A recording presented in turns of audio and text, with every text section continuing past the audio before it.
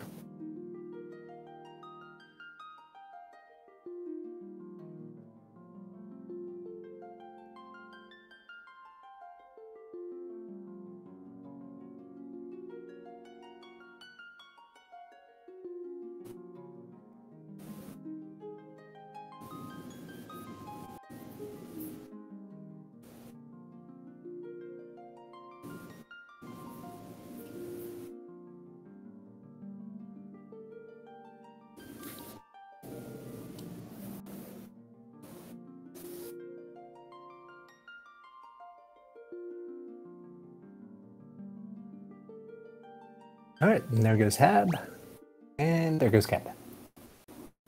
Okay, so we're underway.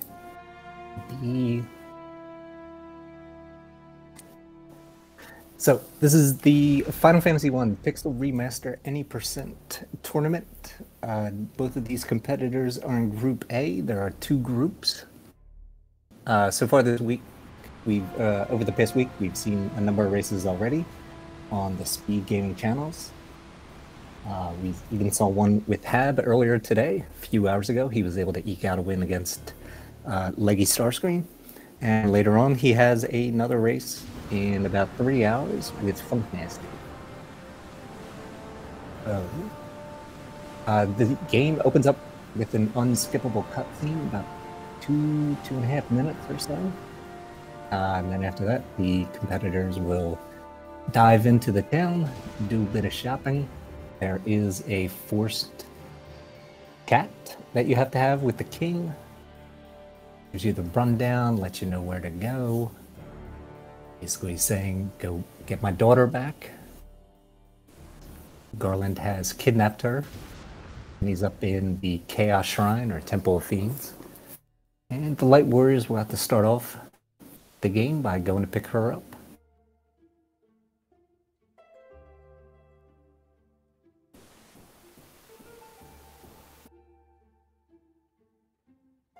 The early game for Final Fantasy I Pixel Remaster has 3 kind of longish cutscenes that go on. Once you get through these first 3, there's not really too many cutscenes that happen after that. It's kind of like a little mini one that you get when you get the airship. After you beat the Fiends, you see all the Light Warriors kind of raise their arms a bit there. Not really much to that. Both of the competitors running with the fighter black belt or monk and 2 black mages. The way this run works is that the fighter will be petrified in the Earth Cave, and after that he never gets unpetrified. The black belt will also be petrified in the Earth Cave, but eventually we're going to give him a gold needle and let him punch down all of the fiends. But we're not going to get to that for a while. In the short term, we have the 4 Light Warriors chatting with the king on the Hab screen. It looks like Captain's screen is frozen for the second, so sure that'll be worked on very quickly. Hab is heading up to fight Garland. Gonna get at least 1 encounter on the way up here. Sometimes you get 2, usually with the second right in front of Garland. Hopefully you don't really want to see that. The encounter's not really going to be worth very much. The 4 imp or the 4 goblin fight there, also not worth particularly much. Doesn't even give you a level up. Gets you most of the way through the level up from 1 to 2, so can get the level up from 1 to 3 by beating Garland if you have enough experience heading into this fight. Within the Garland fight itself, just hoping that he does not target the mages. And good fight by Hab, able to take him down under 4 minutes. See, Captain's screen has been, Captain's feed has been fixed. He's on the Garland fight as well. One of his black mages took a hit from Garland, but was able to stay alive, and he's through the fight. We're going to talk to the princess. She's going to make us talk to the king. Another little mini cutscene. The end of which, before you leave the room, pick up the loot from the princess here. If you try to leave the room without picking up the loot, the game will actually stop you and drag you all the way back up to have a conversation with her, so she can give you the loot. In the NES version, there wasn't anything like that, so you could literally walk through the NES version. You could literally walk through the entire rest of the game without knowing that you needed the loot in order to progress within Temple of Fiends there. Get through a plate after you defeat the Phantom. So, I'm sure that must have been a shock for some people who went through and didn't have the loot. Alright, this is the second cutscene. This is the bridge building cutscene. All the workers there, very hard at work, building a bridge that we can leave this main area. Not really much in the main area, it's just the Temple of Fiends northwest of the Castle Canaria there, and the town. Now that we got the bridge, we can get over into the next area, where we will walk over to the east to Provoca.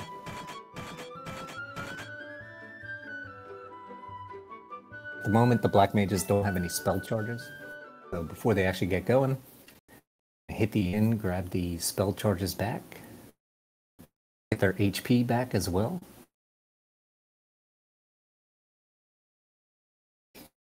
And into the third of the opening cutscenes. This is the classic FF1 cutscene. This was actually redone in the Stranger of Paradise video game. Made it a little bit more dynamic, and it's still got the little freeze frame here. You can watch all the Jack and his buddies look out over the town after crossing the bridge. This version of the game, this cutscene is not skippable.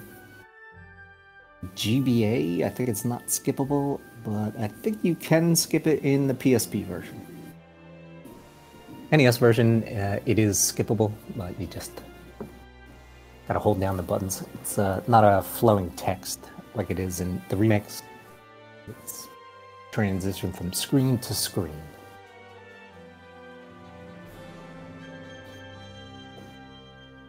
If you're doing an NES speedrun, you can actually lose time on that if you don't have the button, if you're not holding down the right button.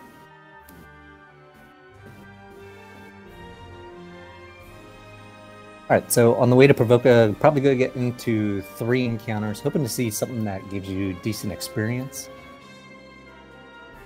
And money as well. I don't really want to run into things like wolves. Wolves give very little experience, very little money.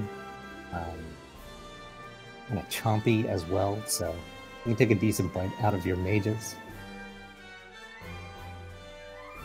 Would really like to see a single ogre with the 4 characters that can be taken down in 1 turn. One of the earlier races this week, someone got 2 single ogres on the way over to Provoca. Hab's first encounter here is with 5 goblins. Really a great encounter. Captain gets the goblin guard. A little bit better encounter there.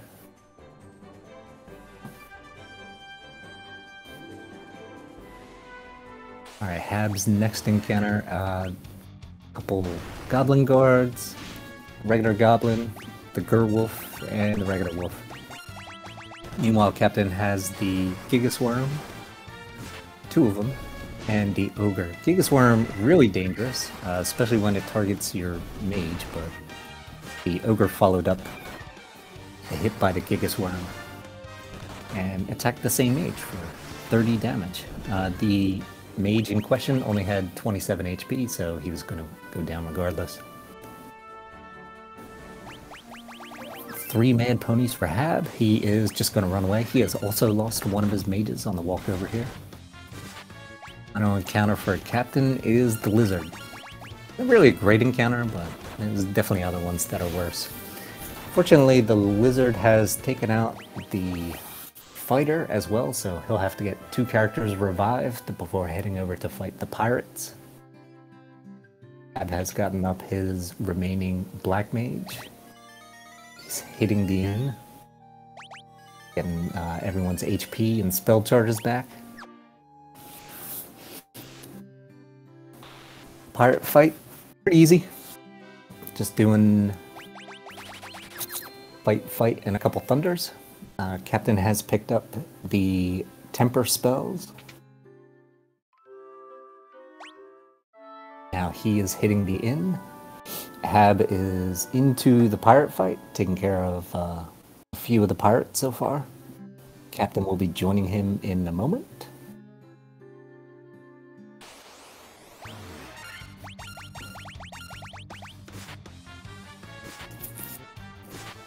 The only thing that can really go wrong with the pirate fight is if they target the mages.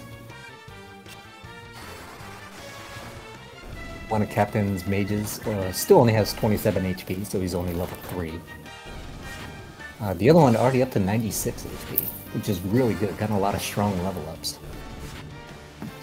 The other thing that can sometimes go wrong with the pirate fight is the fighter not one-shotting the pirates. Doesn't really have too many swings of his sword, so it's possible that he might not actually one-shot the pirates. Alright, so Hab and Captain both gotten through the pirate battle, have picked up the ship. Hab has gone back to grab his temper spells. Captain hitting the inn to grab his tempers. And gonna head over to Elfheim, or Elfland. The way over, gonna be taking a bunch of fights so they can pick up money to buy the Thundara spell and a bunch of resources before heading down into Marsh Cave. And Hab, very luckily, picks up the 5 pirate battle. This will give him 600 gold, very lucrative battle to be getting this early in the game. Meanwhile, Captain has gotten the 2 Arsahag with the shark battle. It's not a bad one there. Hab has lost one of his team members, so heading back to get him revived before continuing on to Elfland. The Kaizokus there, they can be a little annoying. And again, mages, just not very much HP, so definitely possible that they could take one too many hits and go down. Captain gonna swing by Canaria, grab his spell charges back. Getting the 2 shark, 2 Sahag, 1 big eye encounter. This is not my favorite encounter, really. This is not something that I really like to see this early in the game. Ooh, Captain runs into it as well. So they're going to try and take down the sharks very quickly. On Captain's side, the Odd Eye has gotten the paralyze off on one of the mages, and then the shark just immediately bites him. So he has just lost one of his mages. He might have to go back to Canaria in order to pick up the... in order to get that mage back. It's a bit cheaper to revive up there, as opposed to Elfheim. Elfheim, reviving someone is like 200 gold. And at this stage of the game, you just don't have a lot of money. So you don't really want to be spending very much money to get your characters back. It's a good experience, though, that fight. Hab has moved on. Now he's taken out 4 Sahags. Captain has gone back to Canaria, grabbed his revive on the mage, pick up the spells, and then head down to Elfland. The gaze in the Odd Eye is really annoying. I usually try to target that one first, if I do see that one. Paralyzed in this game is only 1 out of 4 to get out of it, which is not very good odds. NES version, you can definitely lose a run by getting nothing but getting paralyzed. Captain running into the 9 Sahag battle. 2 of them are Sahags, or Sahag Chiefs. Those ones have between 60 and 65 HP, so a little bit more HP than the regular Sahags, which are about like 30, 35, somewhere in there. The Sahags, you're hoping to take them out with a 1 Thunder, but if there is a low roll on the Thunder spell, not so good. You have to follow it up with an attack. Alright, so both of the Sahags are down. Regular Sahags, usually just 1 attack. It's possible for either the fighter or the monk there to low roll on the damage.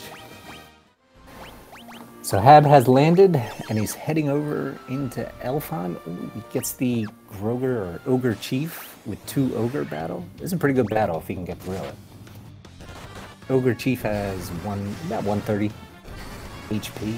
A little bit harder to take down. The 2 Ogres, 100 HP each. So usually 2 Thunders and a punch can take them down. Very dangerous fight though. The Ogres do hit pretty hard. Ooh, Hab did take a hit from the Ogre on one of his mages, but the mage had enough HP to get through. It's a really lucrative fight as well. The Groger pays pretty well, and the Ogre gives 195 each. You're talking almost 400 gold just for that. So. Captain has picked up his spells, going for the resources.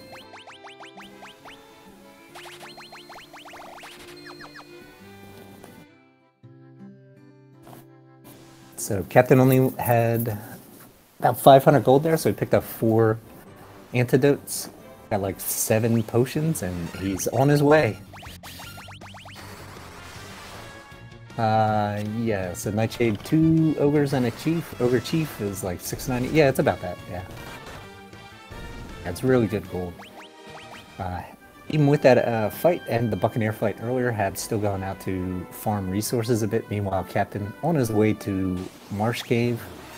Doesn't have too many resources himself. He used up one of his spells on the first Tarantula fight already. He doesn't have any tents or cottages to get his spell charges back, so I'm just diving right into Marsh Cave here. Marsh Cave itself, pretty ugly. Not really anyone's favorite area to go through. Hab has picked up his spells, gonna do a bit more grinding. He has the Thundara on one of his mages there. His third character, the top black mage Coconut there, only has like 50 HP. It's not really a lot of HP. Definitely want to see a bit more before continuing on. Captain just run away from the fights. The gargoyle fight, if it hits, can be a pretty nasty fight. If it hits anybody but the fighter, you're going to take a lot of damage. And multiple attacks per round, and each of the 2 mages have nothing but cloth armor on, which has very low absorb, and the black belt is naked. So you might have seen that early on.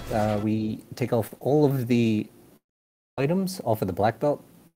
His defense is set by his level, so if he's level 4, he has 4 absorb on his defense, and he does much more damage with his regular fists than any punching, or than if you put any weapon in.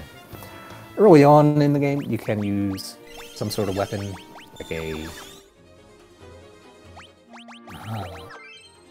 an iron staff, so that's not like a terrible idea to get through the early part of the game, but generally just go with the fists. And Captain into the Pisco Demon fight.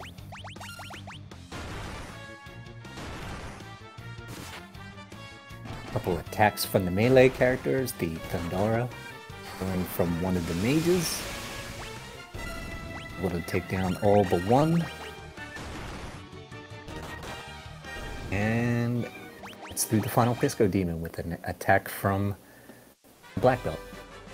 Good work there. Hab run into a couple Ogre 2 ogres in a battle.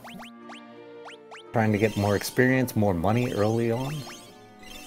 Definitely helpful. The more experience you have, the higher level you are, the higher the level, the more spell charges your mages have. You want your mages to have basically as many spell charges as possible.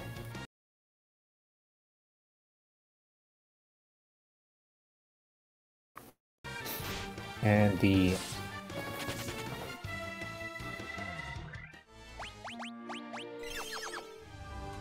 so the spell charges are based off of what level you are, so the higher level that you get, the more spell charges you have.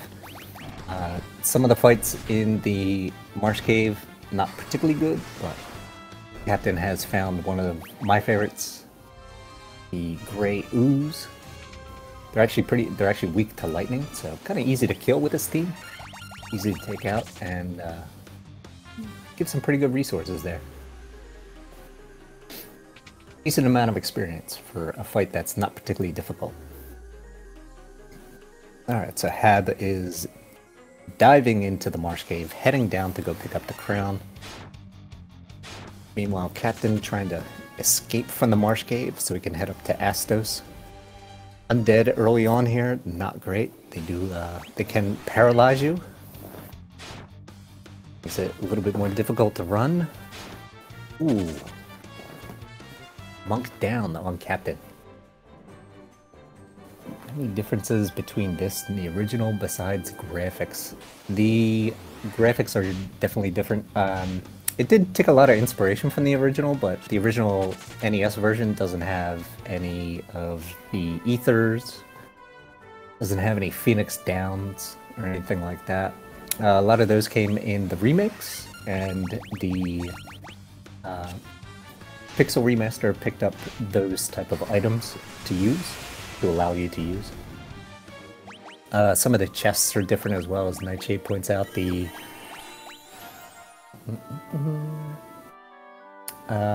Within the NES version, there was a concept called linked chest. So if you opened up a chest in one location, there would be another chest later on that would be empty because you already opened that one up. So it was 2 chests, but they had the same item in it. And as soon as you opened one, like both of them would be cleared. In this version, they replaced all of those and put in potions, usually, I think, into one of the chests. So it was a little different. It was a little kind of strange, actually. Alright, Captain into the Astos fight. So he's going to temper up the black belt here. Gotten both tempers on. And now his mages are going to start attacking as well. Hoping to see a big hit from the black belt there. 2 hits for 93 damage. Not great. Astos is being pretty kind, though. He has a lot of AoE spells. He also has slow and dark, which definitely puts a damper on the amount of damage that your melee characters can do. But if you get a crit from the monk there, you can get enough damage to take out Astos. So good work there. Yeah, it's also pointed out in the chat there, ethers, high potions, elixirs, X potions, Phoenix Downs. So those are all new into the Pixel Remaster, although they were in other remakes. I did also pick up the buffering tonics, as Eat It Up has pointed out, that you get Giant's Tonic, which will be used in this game. That gives you 200 HP in a single battle. Also Speed Drink, which increases the number of attacks that a character will get. There's also like a Protect Drink, which increases your defense. There is Strength Drink, which basically acts like a temper, but it's a little bit weaker than a regular temper. So Hab has made it through the Pisco Demons and is on his way out of the Marsh Cave, going to head up to Astos. Captain going down to pick up his spells, so he does get the second Thundar on his other mage, and he does pick up the 2 fire spells on each of his mages. So that is something that you'll see some runners do. I actually do that myself. I think most runners just kind of skip the fire. I like to use the fire on some of the undead that come up a lot. in Earth Cave and Ice Cave, so I think it's pretty good early on. After getting into a battle with the ogres, just go use a couple of attacks in the thunders to take them down. And has exited the Marsh Cave, heading up to go fight Astos. For now, Captain is taking care of the early game fetch quests. So go to the Marsh Cave, you grab the crown, you talk to Astos, you give him the crown, he gives you the glass eye. Take the glass eye to talk to Matoya, Matoya gives you the Jolt Tonic. You get the Jolt Tonic, you take that back to Elfland, or Elfheim.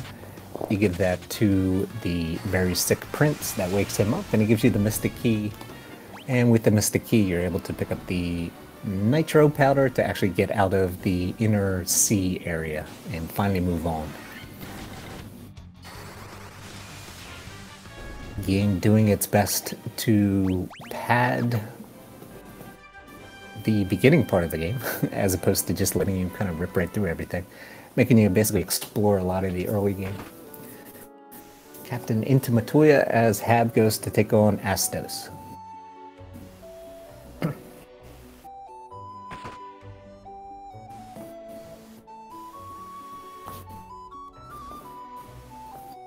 Captain was able to get through Astos pretty quickly. It was a pretty tame fight from Astos. Astos does have the ability to use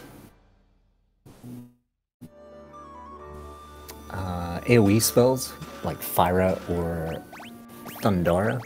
If he uses a couple of them, basically everyone on your team is going to go down. Hab using a slightly different method to take him down. He does temper up both the fighter and the black belt. Now he's and then he's switched over to using spells with the mages. Slow on the fighter, who is already blinded. Not really going to expect too much damage from him, but the damage that he was able to put in contributed with everyone else, and Astos is down for Hab. Good Astos fight, but for both runners here.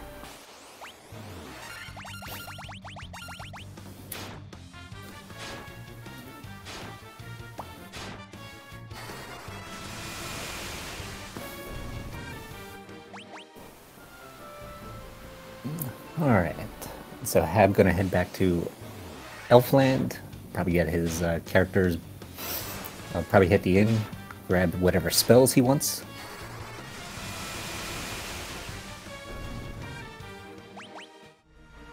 Captain's still using the Thundara spell to get through the sea monsters.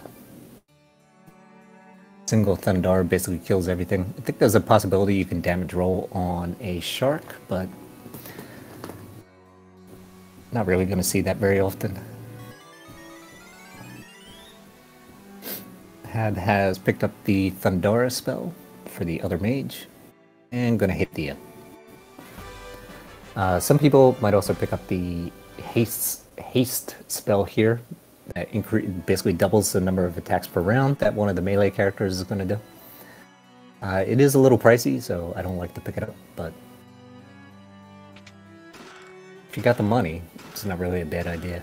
It's possible for Astos to drop a silver sword. I'm sure the next time I see that, because I've only ever seen it once, I will sell it and go pick up the haste, so I don't have to come back later.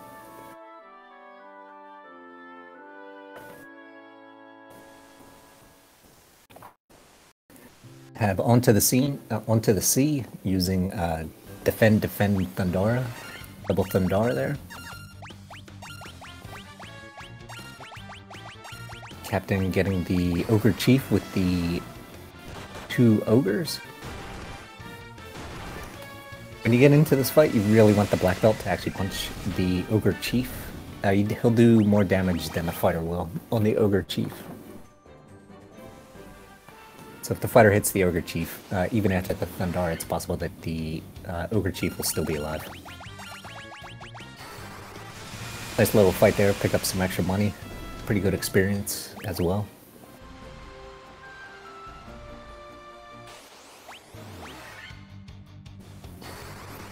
Hab is coming into Matoya.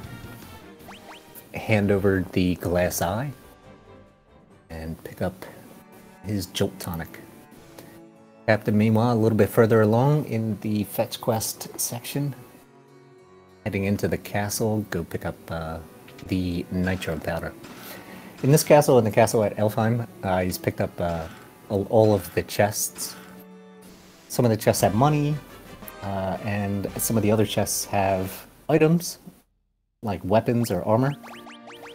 He's going to sell all of that. He's going to sell most of it. He has put some of it onto the fighter. Make him a little bit stronger before he heads down into Elfland. But the idea is that you basically sell everything that you don't need and buy all of your resources. So this is the first time that you're going to pick up a bunch of ethers. You also need maybe a couple Phoenix Downs, or restock the antidotes if needed, and maybe pick up some gold needles. Ethers restore the spell charges. So each use of an ether will restore 1 spell charge for each level that you have. Each level of magic that you have, and the level of magic is determined by what your character's actual level is. So right now, Captain's like his bottom black mage is about level 11. So they will get their first spell charge of Faraga, which they're going to pick up in Melmond, coming up very soon. They get that at level 12. And at a level 11, they should have 4 casts of Thundar. Picking up money from the money chest up at the top. And heading into a little cutscene here. If you talk to him from the bottom, the game doesn't actually move you to the bottom. If you talk to him from the side, though, the game will walk you down so that you're underneath him. This is Nerik, I believe. So he's going to use his Nitro Powder, blow a hole, or just do some geoforming. Somehow or another, this entire dwarf cave doesn't get flooded, which is a bit of a miracle. Meanwhile, Hab has picked up his Mystic Key. This room back here is actually locked by the Mystic, is locked, and the only way to open it is once you do have the Mystic Key. Otherwise, hitting that room would be very convenient before heading down to Marsh Cave, get you a bunch of extra resources. Looks like Captain did sell his cottages, and a question from Nightshade in the chat. Do I sell my cottages? So early on, you can pick up a couple of cottages here and there. And the answer is, well, yeah, I do like to sell the cottages because I really only need 1, and you're going to pick up 1 right here in the Dwarf Cave, as Captain is doing now. I like to use that cottage before I do the Lich dive into Earth Cave. Earth Cave, you have to dive twice. You gotta go in once to take out the vampire, pick up the ruby, give that to do some more fetch quests so that you can get a rod and then go back into the Earth Cave. But before then, and then on the second dive where you actually go down to take out Lich, I do like to actually grab the cottage, or yeah, do like to use the cottage before heading down, get all of my spell charges back, and obviously get a HP refill. I didn't add a spell charges on one of his mages, so I'm not able to take down the Ogre Groger combo there. Just to use his melee characters to take him down. Yeah, you can pick up, pick up a cottage in Earth Cave if you're able to hold on to that through the Astos fight. That's a nice little extra amount of cash that you have there. Can be pretty helpful. It's not always possible though, so sometimes you'll just have to use it. Depends on really, I think, on what type of enemies that you get on the Provoca to Elfland sea trip there. You get a decent amount of money, and you know, you have like extra money lying around. You can pick up like a tent and just use one tent before you go fight Astos is enough, and that'll let you hold on to the cottage. Use it for cash later on. So basically you're spending 160 gold so that later on you can get 1,000 gold back.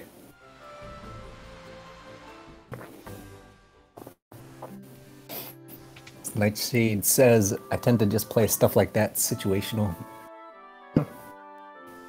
Yeah, this is a very vibe-heavy run. Like I've done a number of different speed runs. This is the only one that I ever asked myself, like, what are the vibes going on this particular run? And using that to determine what I'm supposed to do. Usually I have like very detailed notes for the runs that I do, like FF6. I have extremely detailed notes for what to do in specific sections.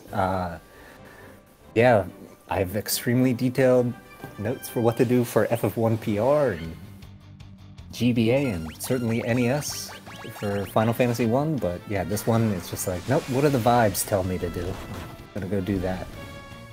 Captain runs into the Lesser Tigers. Lesser Tigers have a very, very, very small chance to drop an X potion. He was not able to get one. But generally, you're going to see both of our runners take whatever Lesser Tiger encounters that they run into. Hoping for that X potion, that gives you a full HP refill. And they will be using that in the Chaos fight. But that's not for like an hour and a half. Captain picks up a mummy battle. Mummies give 300 experience each and 300 gold each. How the undead is in this game. Yeah, really good money. And luckily Earthcave has a lot of undead, which helps out padding the bank account before you head over to Crescent Lake, and that'll be the next time that we do a big refill on the items. You're going to see Captain and Hab, when he gets into the Earth Cave, take a lot of encounters. They are trying to get their levels up to about 15. You're trying really to get at least 15 on both of the mages. At level 15, you have 3 casts of Faraga. So 6 casts of Faraga can put Lich very close to death, or in some cases, if Lich is... if one of your mages has gotten the intelligence boost, 6 casts of Faraga will actually take out Lich. Before heading down there, he's going to pick up the Coral Sword, put the Coral Sword on the fighter so he does a little bit extra damage. Getting a giant. 2 giants here. This is actually a pretty good fight at this point. I do like to take the 2 giant fight, especially once I get the Coral Sword on the fighter. But after the fighter and the Black Belt are petrified, I usually just run away from that. It takes a little bit too much time to take care of.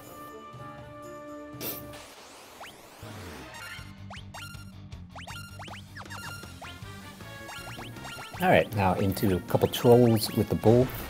Again, another pretty good fight, gives you a decent experience. Unfortunately, the trolls hit pretty hard, so they can take out the mages pretty easily.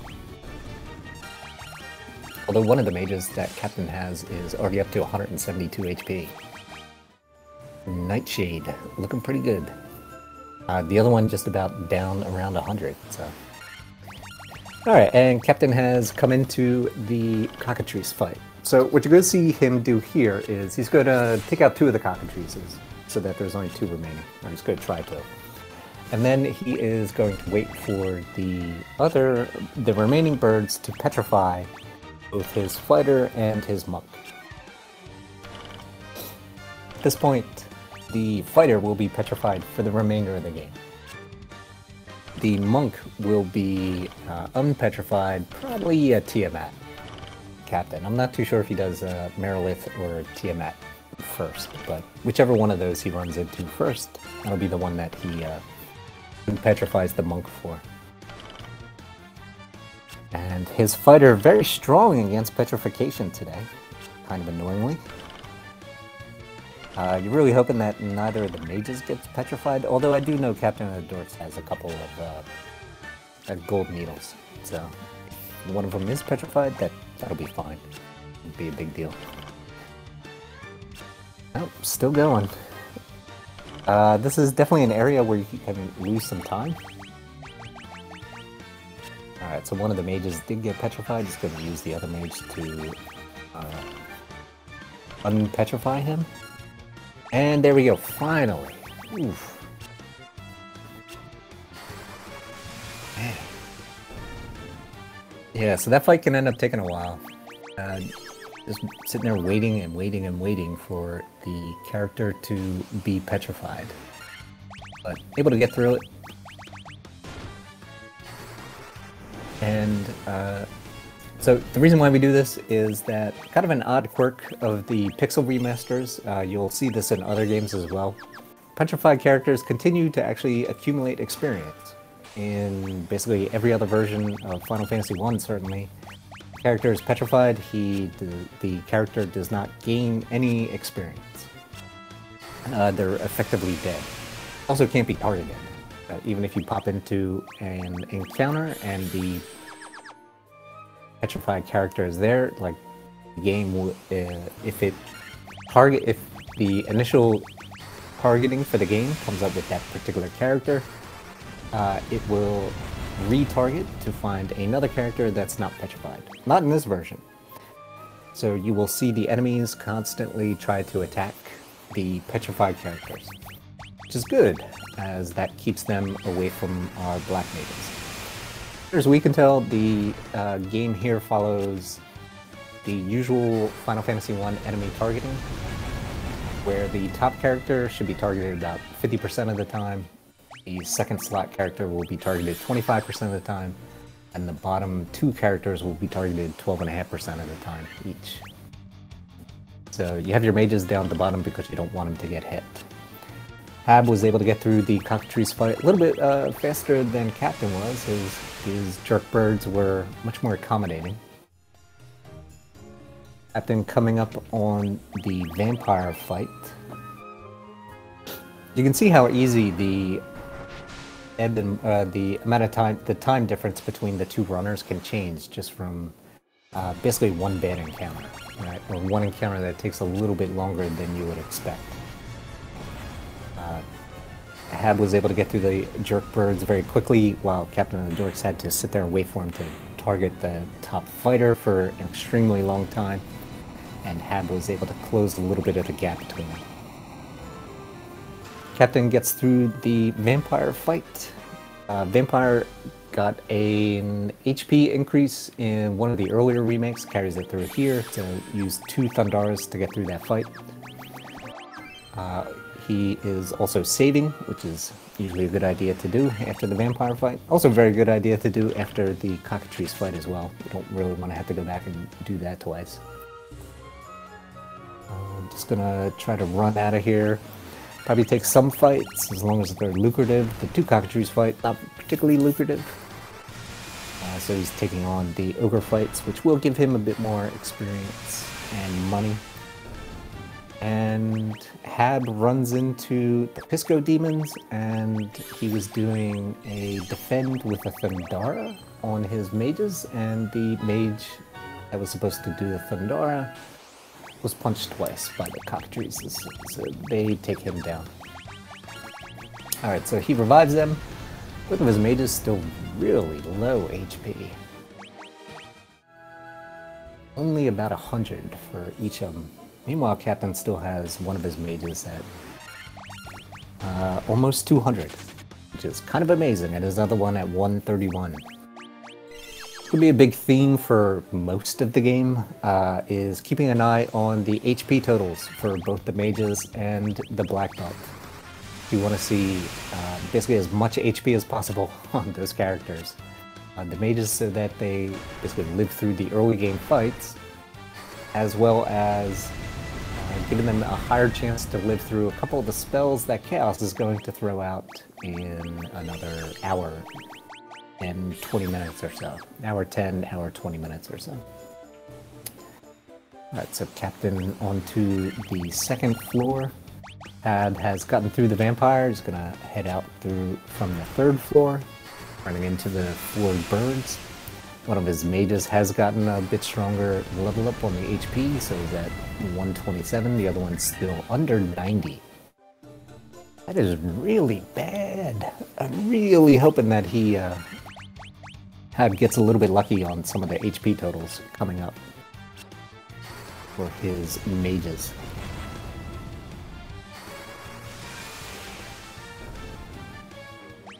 Captain running into the bulls. Not my favorite fight, but not a terrible fight to pick up here for experience. Also, they do pay a bit as well. Come back to the Pisco Demons. Yeah, at this stage of the game, the Pisco Demons are a damage roll on the Thundara cast. So they're not... It's not really my favorite encounter to take. I really prefer to try to skip them, but when there's 3 of them, sometimes you kind of feel like you have to take them just because they can hit pretty hard.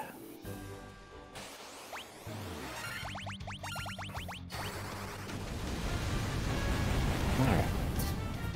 Captain is out of the Earth Cave. He's going to head over to the west. He will exchange the Ruby, which I guess in this version is the Star Ruby. I'm going to exchange that for passage through the Titan's tunnel, and then wander down to go run into Sarda, who is holding the rod that we will use to get through the plate behind the vampire.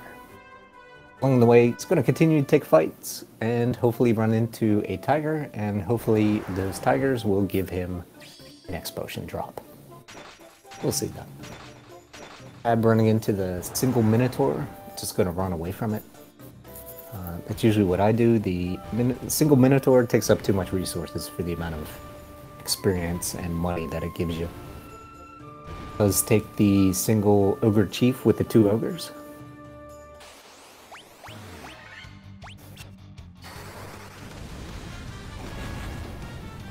Comment from the chat that many of Habs' runs has one mage that has extremely low HP, so yeah, it looks like that curse is continuing for him, unfortunately.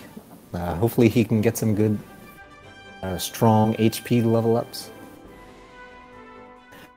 With respect to the HP, there are particular levels that you will always get a very strong level up for any of the characters. Like level 4 for the mages, you will always get a strong level up on the mage once you hit level 4. That's one of the reasons why you actually take a bunch of the encounters on the way over to Provoca. Trying to get level 4 on your mages, so after you hit the inn, they have more or less 50 HP heading into the pirate battle. That makes it so the pirate battle's a bit safer. I forget what other levels they do get a guaranteed level up on, but aside from that, it is possible for them to get a strong HP gain on the other levels, the non-guaranteed ones. And that's really where you're hoping to see the extra HP kind of pop through there. Captain of the Dorks, one of his mages when his mages went from levels 1 to 2, 2 to 3, and 3 to 4, got a strong level up on all 3 of those. So he had 100 HP, about 100 HP when he was fighting the pirates. That's the mage that is named Nightshade and is already up over 200 HP. So, in really good shape for HP wise for one of his mages, hoping the other one does improve a bit.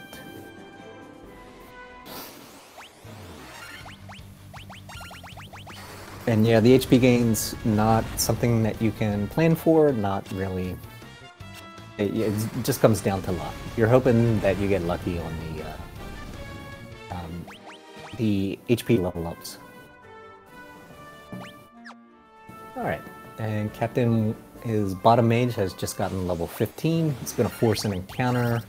Probably has some extra spell charges, probably going to force the encounter to use up those spell charges and then take the cottage before heading down.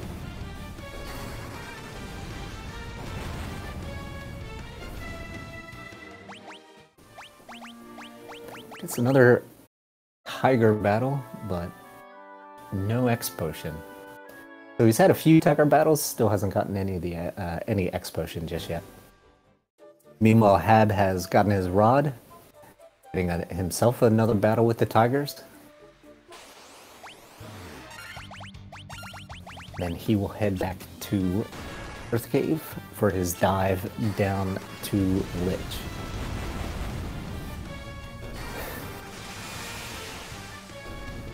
So his character Mauled has gotten a strong level up, so he's up to 113, which is still not very good.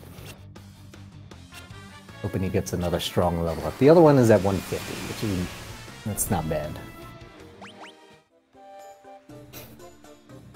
Like to see as much as possible, but take what you can get. Hab electing to run away from the single troll. Single troll at this point you can probably take out with a single Firaga. You should have enough intelligence to be able to do that, but the intelligence stat in this game controls basically how much damage the spells on your mages are going to do. So the higher the stat, the more damage you do, but there are specific breakpoints where you get a very strong increase in the amount of damage that you'll do. I think for the black mages, the one that they'd like to see is about, I think it's 30 intelligence at this point. To get 30 intelligence, that'll let them hit the next breakpoint so that they are able to do more damage to Lich and take them out with 6 Firagas.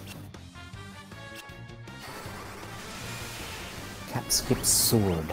I think Captain picked up the sword on the first dive. So he got the coral sword on the first dive. So he has it in his inventory now. I think earlier we did see that he already stripped all of the equipment off of the fighter. Fighter doesn't need anything anymore, and all of that equipment, just be using that for now. So I know myself, I usually grab the coral sword on the first dive, the vampire dive, and then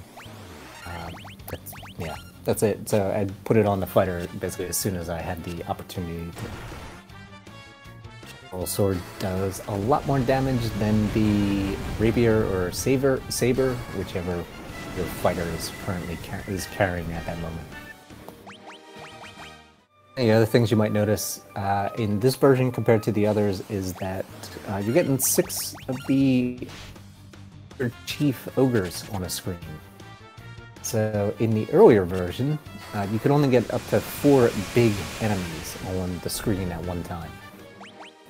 That was actually removed from this version, so now you can actually see some of the bigger enemies, like physically big enemies like ogres and grogers, or ogre chiefs, and you can see that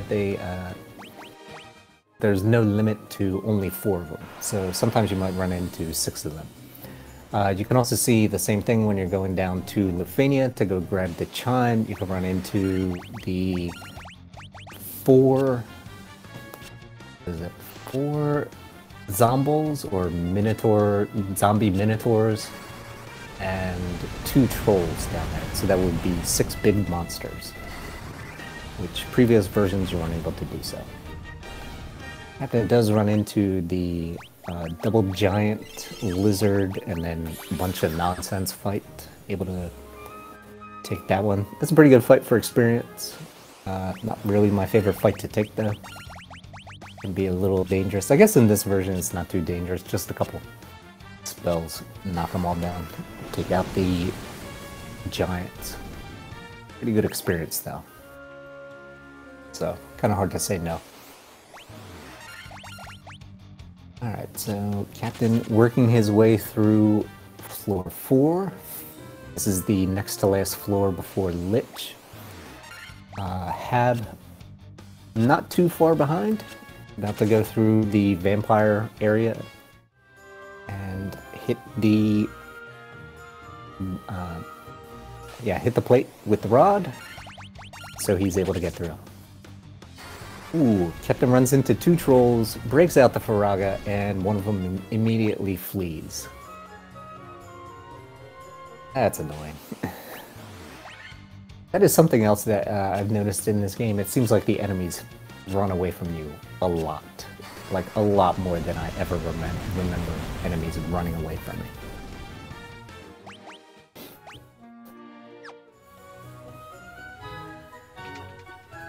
Alright, so here comes Cap into the Lich battle. So this talking about the boss battles in this game, and really any of the encounters, another of the bigger differences is that in the earlier versions of FF1, each of the enemies followed a script. So the very first spell that Lich would do in basically all of the previous versions is Ice 2 or Blizzaga, right? The second level ice spell. In this version, Lich can do whatever spell he wants to do, basically at any time. So he starts out with the slow there and goes with the hold. Those are two spells that you definitely like to see. You can see Captain one of his bottom mage there does have the strong has gotten a lot of strong level ups on his intelligence and doing a bit extra work. So it's only the 6 Faragas that he needs to take out Lich. Really good Lich fight. So Lich started out with the slow, did the hold, and I think a physical attack on one of the petrified characters. Very kind to Lich there. It is possible for Lich to just break out the second level spells and just kind of spam you with Blizzaga or Thundara or... Yeah, he does have Fire. Yeah, so he has all three. So he can just kind of spam all of those spells and take you out. But really good Lich fight for Captain coming out. Luckily running into the Tigers. Another chance for an X potion. Will this be it? No. Meanwhile, Hab coming up on Lich himself.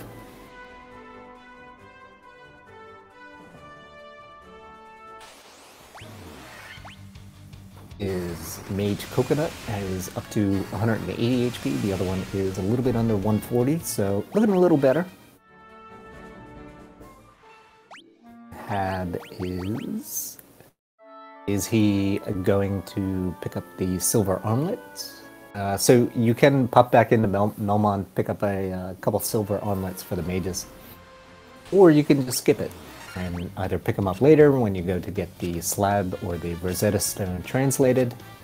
Really runner's preference there. I do like to pick up the armlets myself, but it's for 4,000 gold each, and you kind of want that money for other reasons.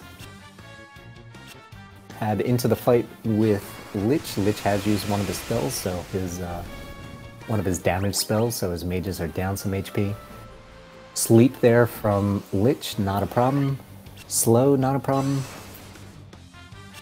And using a Thundara, that is able to take down Lich. Lich did get the physical attack on one of the mages there, so took him out, but it's okay. The Thundara he had the Thundara there, and that was enough to take down Lich.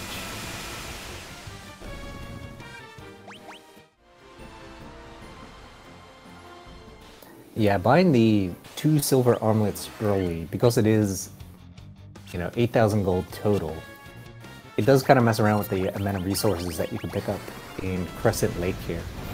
So, at a minimum, you need the 2 casts of Thundaga, and those are 13,000 gold each. So you need at least 26,000 gold. But because you're going into Ice Cave, and Ice Cave is terrible in this version, like every version, you really need a lot of resources. So you're going to need a bunch of potions, you're going to need additional ethers, you might need some, like a tent or a cottage or something like that. So you're kind of squeezed for resources early on.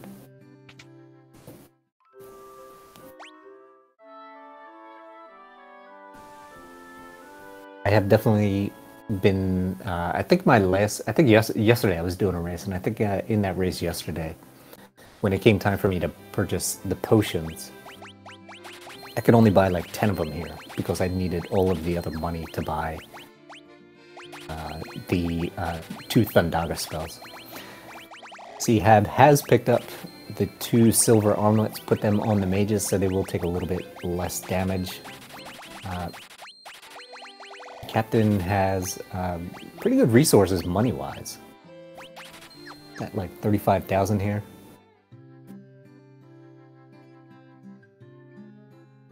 Be plenty of money to pick up the 2 Thundaga charges. Yeah, he still has about 10,000 gold left. Still really well money-wise. How did he get that much money? And how come I never have that much money? I'm continuing to take encounters on the way over to Crescent Lake. One, it's kind of faster, and two, you're still trying to get additional levels on your mages. Trying to get as many casts of Thundaga as quickly as you can. Alright, Captain getting probably the best experience-wise encounter over here, the 4 Ankhegs. A couple Faraga spells will take them out. You can even see in the amount of damage that the bottom black mage named Hab is doing compared to what his mage named Nightshade is doing at the moment. So basically at the moment Hab is doing a lot more damage with his spells, but pretty soon Nightshade will also hit the next intelligence breakpoint and they'll be back to doing the same amount of damage, with more or less the same amount of damage. Hab also able to get through the Ankheg battle. Runs into another one, but only a single Ankheg. Alright, Captain, on to the river section. Gonna run into, as a first encounter, the White Croc with the 3 red piranhas. This is actually a pretty good experience for this moment in the game, and Hab will be able to one-shot this encounter with the Thundaga spell. I don't think that... yeah, if Nightshade hasn't gotten the intelligence boost yet, he won't be able to. Alright, meanwhile, Hab doing his shopping, picking up some high potions, picking up some ethers. Still needs to hold on to 2,600 gold. So he's only able to grab up to 15 ethers. Question if it's worth taking 1 Ankheg. I tend to think no, but if I'm walking into Crescent Lake and I already have Faraga auto-battled up, then yeah, whatever, I'll just press continue auto-battle and just go through it. You're about to hit the inn anyway, so... If you got spell charges, you might as well use them. On the way out, though, if I get a single one, I might think about taking it. Alright, Captain, into the Ice Cave. First encounter is with the White Dragon. Using a couple Thundaras to take it down. You can one-shot the White Dragon with the Thundaga. You're hoping the White Dragon doesn't use Ice Storm. You don't really want to take that much damage. Running into a single Spectre, not really worth taking, easy to run away from, so I'm gonna get out of there. He gets ambushed by 2 cockatrices and a mummy. Seems to be a very common encounter in the top floor of Ice Cave here. Much more common than in the other games. In the other games I feel like it gives you the multiple, like many more cockatrices, many more mummies in that fight. But in this version, no, it keeps it pretty simple. Using the Fire spell on the undead here. Meanwhile, Hab onto the river section, run into the Nacho. Taking out the Nacho platter there, using a Thundara to take it down. Holding on to the Thundaga's spell charges. Gets his own White Croc, able to take that out. The Nacho gives 3,200 experience, so it's a pretty good fight to be taken at this point. The single White Croc is still like under 2,000. It's into White Croc with the 2 red piranhas, so that'll be a decent encounter for the experience. Captain running into a bunch of undead. He's got Faraga charges. He also has Fire charges, so be able to make quick work of these encounters. Ooh, 5 Spectre with a preemptive for Captain. Pretty good fight.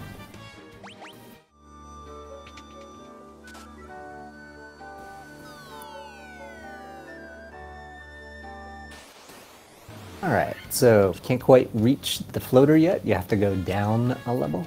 So through one of the trap tiles. One of his mages didn't have any more spell charges, so just did the attack. But the other one has the Faraga, able to get through the fight. Alright, so now question of what chests is he going to pick up? So if he heads straight south, he can pick up a bunch of money chests. Before he gets there, though, he runs into the Mind Flayers. Mind Flayers is kind of a really dangerous encounter at this point. They do have the Paralysis Mind Blast move, and they also have Death Touch. So in the NES version, when you can control which encounters you're going to get into, you do whatever you can to avoid getting Mind Flayers in basically all 3 dungeons that you can run into. There'll be Ice Cave, Sky Castle, and Temple of Fiends. But it's able to get through that even with the Mind Blast paralyzing one of his mages there. And he's moved on. And while Hab into the Ice Cave here. Lots of undead in the Ice Cave. Fyra and Faraga go a long way in here. And picking up the money chest as well as the ice shield. The ice shield is money. Just gonna end up selling that. Alright, double checking his HP before hopping into the eye fight. The eye fight is a preemptive. That's one of the other differences with this version and the previous version. The unrunnable fights in this version, a lot of them are no longer unrunnable and you can run away from them. Some of the fights, like this particular eye fight, are you still have to take it in order to actually get through. In order to actually pick up the floater, and this fight here with the undead that you'll see Captain run into, still have to take that in order to progress through this floor of the dungeon. No way around that. But if he did run into the eye in, say for example, Sky Castle, he could just run away from that. And we've already seen both of the runners run away from Pisco Demons in the Earth Cave. Ooh, into the Dark Wizard battle. This is not a good battle because they have level 2 spells and they can easily take you out. Or I think they even have Faraga. So they can end up taking you out. He takes a safety save there after healing everybody up. Smart move just to make sure that you can get through the rest of this floor with no problems. Continuing to take encounters, needing both the money and the experience. Captain is almost through the Earth Cave, while Hab is... Captain is almost through the Ice Cave, while Hab has run into the 7 Winter Wolves. You have Ice Storm, which is an AoE spell, does a lot of damage to you. The wolves themselves, pretty easy to take out. And if you get lucky, they drop an Ice Shield, like they did for Hab right there. This is very nice, a little bit extra money. Captain has made it through the Ice Cave, outside into a Troll Minotaur fight. Faraga easily takes that out.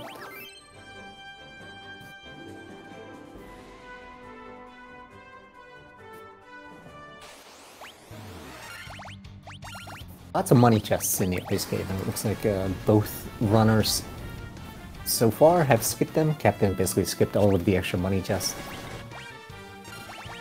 There's a room in the south that has 6 chests with money. 5 of them are actually worth picking up.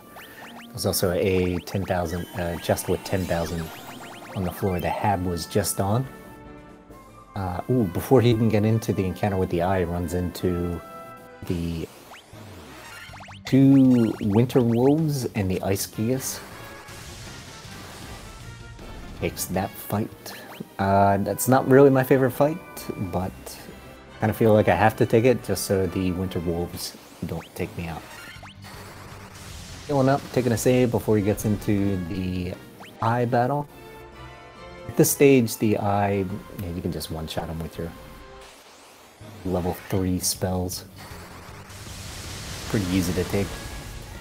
He has picked up the Levy Stone, and now he will make it through the rest of the ice cave.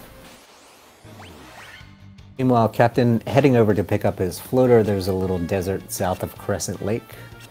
He's going to walk into the desert, and then an automatic cutscene will start. Ooh. One of Hab's mages has fallen. Oh well. The other one still has the Cast of Faraga, so he's able to get through it. He does have a few Phoenix Downs. Doesn't really have too many potions. Menu's a little quick for me to see how many high potions he has, although I'm pretty sure he does have more than a few. So he should have enough resources to get through the rest of the cave, so not really a big deal. Mages just don't have a lot of HP, don't have a lot of defense. You kind of expect them to die when they do take a bunch of hits. More surprising when they manage to live through some of the encounters. Alright, so Captain has picked up his airship, heading over to Elfheim. Gonna hit the inn, get his spell charges and HP back. Probably also go pick up the haste spell. 2 steps from the exit of Ice Cave, Hab gets a final encounter with the Bloodbones. Able to take that out. Alright, so Captain has gone with haste on both of his mages. If you've been watching a lot of the tournament that's been going on, you might have noticed that some people only pick up haste on one of the mages. I would like to do that, but I just can't. So I'm still in the pick it up on both mages. After that, he heads down near Onrak. He is going to dive the waterfall. Within the waterfall cave, he will pick up his first ribbon, which I'll talk about once he picks up. He's also going to pick up the cube. He's going to pick up a bunch of money chests. We'll continue taking fights, so he gets extra money. He's also going to pick up a wizard staff and the defense sword. Wizard staff and defense sword will be sold. Just money. Hab has made it out of the river section on the way from the ice cave. Gonna go pick up his airship. See if he does a different route. So Captain did not drop into the Cardia Isles to go pick up the chests there on the way down. It is possible that he will pick them up before he heads into Gaia. He does get the encounter with the clay golems.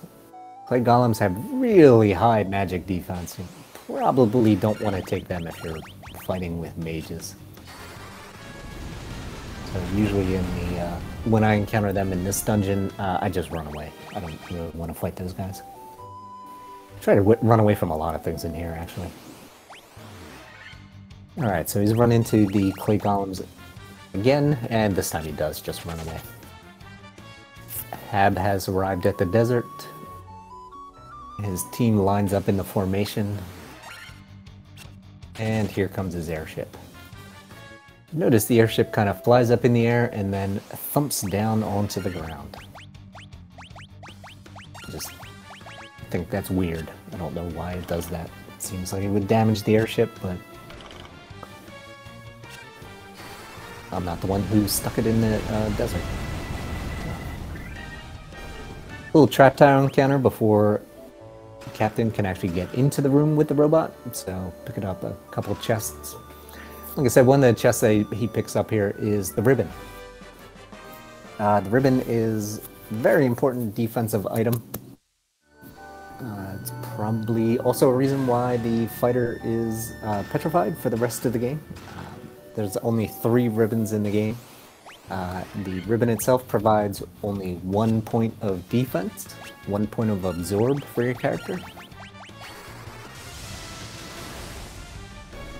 Alright, Hab has also picked up his haste spell, and he does go with haste on both of his mages. Just want to pause there for a second, just to see how he was doing that. Flying north.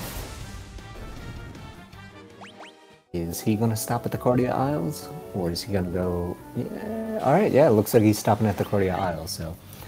diving into the Cardia Isles, there is an X potion in this one, as well as a bunch of chests with money. I do like to pick up the chests myself, so I have extra money to buy 3 pro rings. But see some people that just skip it. Anyway, back to the ribbon. The ribbon gives only 1 point of defense, but it makes you resistant to the elements for magic. So within this game, you know, obviously fire, thunder, and ice are the elements, and it makes you strong against those type of attacks. That comes in handy a bit, especially on the boss battles. Having a mage take much less damage than they normally would in those type of fights. It does come in handy with chaos as well. Like I said though, there's only 3 ribbons in the game, so as you pick them up, you're going to give the ribbons to one of the mages, and then the other mage, and then the third mage you will give, or the third ribbon you'll give to the monk. Hab meanwhile runs into the green dragon.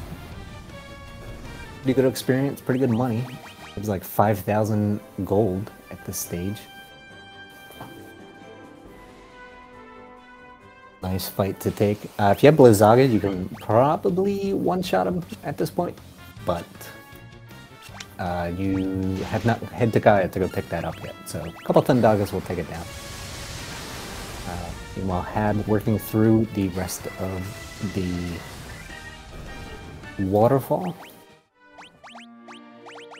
Captain has finished the waterfall, he's on the river section, about to hop back into his airship.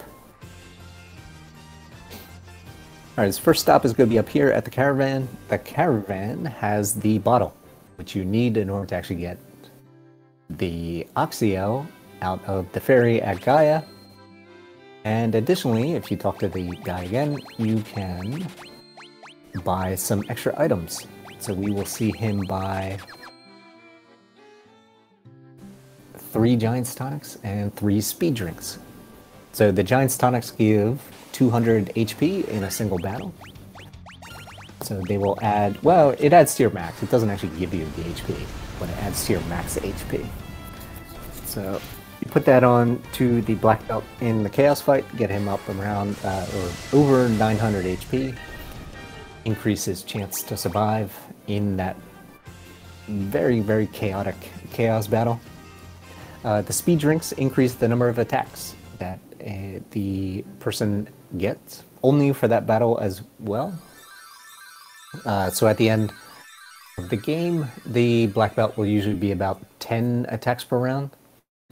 You haste them to get him up around 20, and then you put 3 Speed Drinks on him, and he'll be doing 32 attacks per round. Captain heads into town, drops off the ferry, picks up the 2 Blizzaga spells. Gonna head into the armor store, picks up 2 pro rings.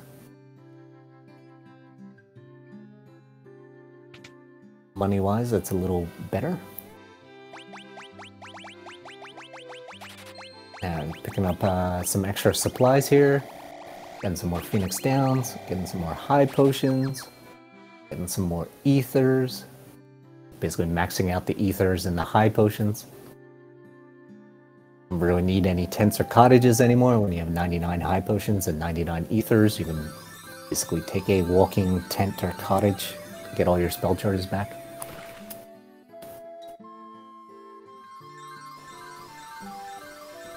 What Speed Drink actually increases for different things.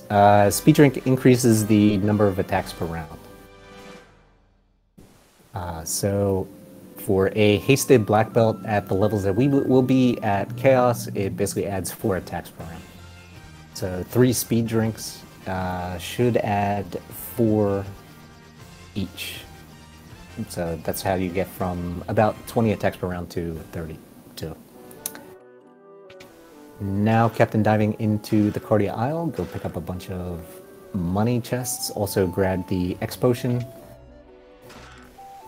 Yeah, 2x and then hasted is 4, right. So if it was an unhasted black belt, it would only be 2 attacks per round, but we will definitely haste the black belt in the chaos fight, and that's how you get the 4.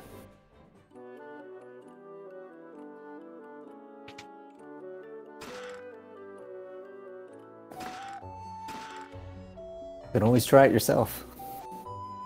I'm sure you have a quick save right in front of chaos. Go pick it up. Captain also has gone to pick up the elixir, pulled that out of the that chest there. There's also a cottage in that room, and a chest with 1,000 gold. 3 giants gloves is pretty much like 1 speedrun. Maybe. Yeah, I think so. I think if... So we do have a Discord for FF1, and one of the people in there is DragonDarch, and if DragonDarch said that, then it is 100% true. There's nothing I will even pretend to disagree with that guy about when it comes to FF1 and all of the various versions. Alright, so Capt has used the cottage to get back all of his spell charges and HP, and now he's going to dive into the sea shrine. Yeah, if Dragon told you that, then I am sure it is true. His speedrun, his RNG manipulated speedrun of GBA is... FF1 GBA is definitely something to watch. It's Captain diving into the sea shrine. Lots of enemies here that can give you pretty good experience, also pretty good money, but at this point in the game you don't really need the money. Hab has picked up his Giant's Tonics, his bottle, and heading over to Gaia, go turn it in. Let's see if he picks up the 2 Blizzagas, or if he's just going to go 1. Oh, he goes with double Blizzaga. I prefer the double Blizzaga route. I think earlier when Hab was running against Leggy, I think Leggy might have only picked up a single Blizzaga. That's something that some people do. I've been running into a lot of the white sharks here. I tend to run from white sharks these days unless it has a deep eyes. I just don't like spending the time doing 2 casts of magic in order to actually take them down. And doing his resource shopping. Picks up a cottage, grabbing some extra Phoenix Downs. He only has 1 ether, so he's definitely going to top those off before he heads into Sea Shrine. Maxes those out, maxes out the high potions. And now he's going to go pick up the Oxyel. Meanwhile, Captain has picked up the Rosetta Stone. So there's 2 sections in Sea Shrine. There is a right section and a left section. In order to actually progress the game, once you get out of Sea Shrine, you need to get the Chime in order to get into Mirage Tower. To get the Chime, you have to know how to speak Lufanish, and to figure out how to speak Lufanish to get the Rosetta Stone. So, Sea Shrine, you dive the right side, you pick up the Rosetta Stone, you come back up 2 floors, and then you dive the left side. Some of the versions of the game will actually get class change, and they will have the warp spell on the Black Mage, so you just use warp a couple times to get back up a couple levels. This version we do not do class change, so we just walk back. But we have 2 Black Mages that have really high level spells, and they can rip through a lot of the enemies. See, Captain picks up the Big Eyes fight there, pretty nice.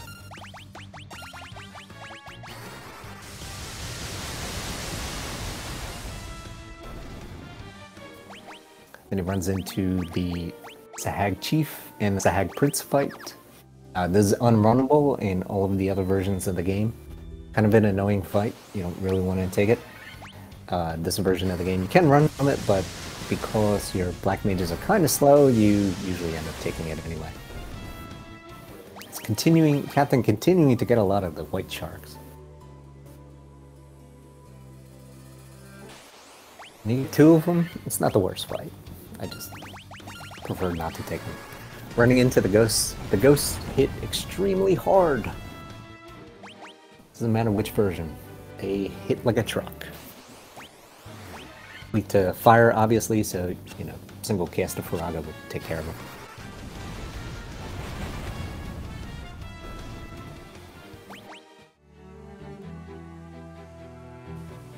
Hab now also in the Sea Shrine. Going to head down the right side to go pick up the Rosetta Stone.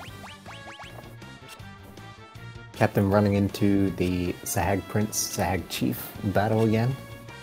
Running into all of the unrunnables in this run. Although in this version of the game, you can run from them. So.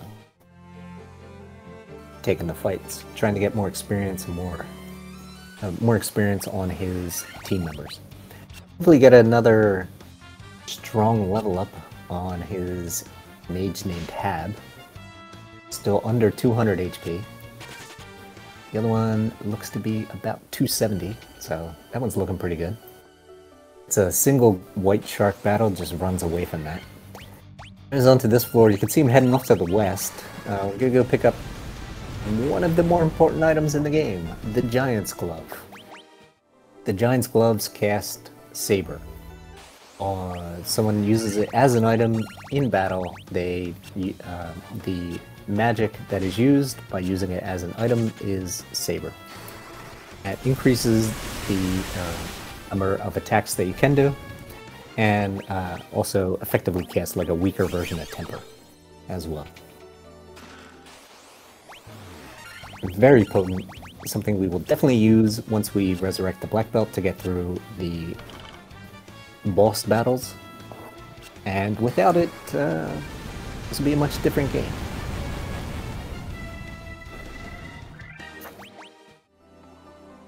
You pick it up in this version and the GBA version. Don't pick it up in the PSP any percent version, because that one just glitches you into the strongest weapons. Anyway, so you don't really need it. And the NES version, it doesn't work. So you don't bother picking it up. Saber and Temper do not work in the NES version, although Haste does. So your only buffing spell in the NES version is Haste. Meanwhile, Captain has picked up the second ribbon, put that onto his other Black Mage. So now both of the Black Mages have ribbons on. They are both going to resist elemental attacks from enemies. Still one more ribbon in the game, but we don't pick that up until Sky Castle. Or Floating Castle. NES version is a perfectly coded game with no issues whatsoever. I always kind of picture it like episode of The Simpsons where Mr. Burns goes to the doctor and the doctor tells him that he has every disease, and because he has every disease he ends up being fine because all of the diseases can't fit through the door. That's kind of the way I think of the NES version. It has so many things wrong that, you know, nothing in particular causes the game to really break or anything like that. It just ends up with a very unique experience in FF1. Doesn't NES buff the fighter? NES casts haste on the fighter for the chaos fight. Casts haste on both fighters for the chaos fight, but that is the only thing that you can do. Can't use Temper or can't use Saber. You can cast, well, I mean, you can use it. You can cast it on the fighter. It's just not going to do anything. It doesn't actually increase his strength. The way that the NES is coded doesn't end up actually working as intended. But that's the NES version. This version, Captain is one fight away from Chaos, just has to get through these 3 Sea Scorpions. I really hate this battle. Like, these things are terrible.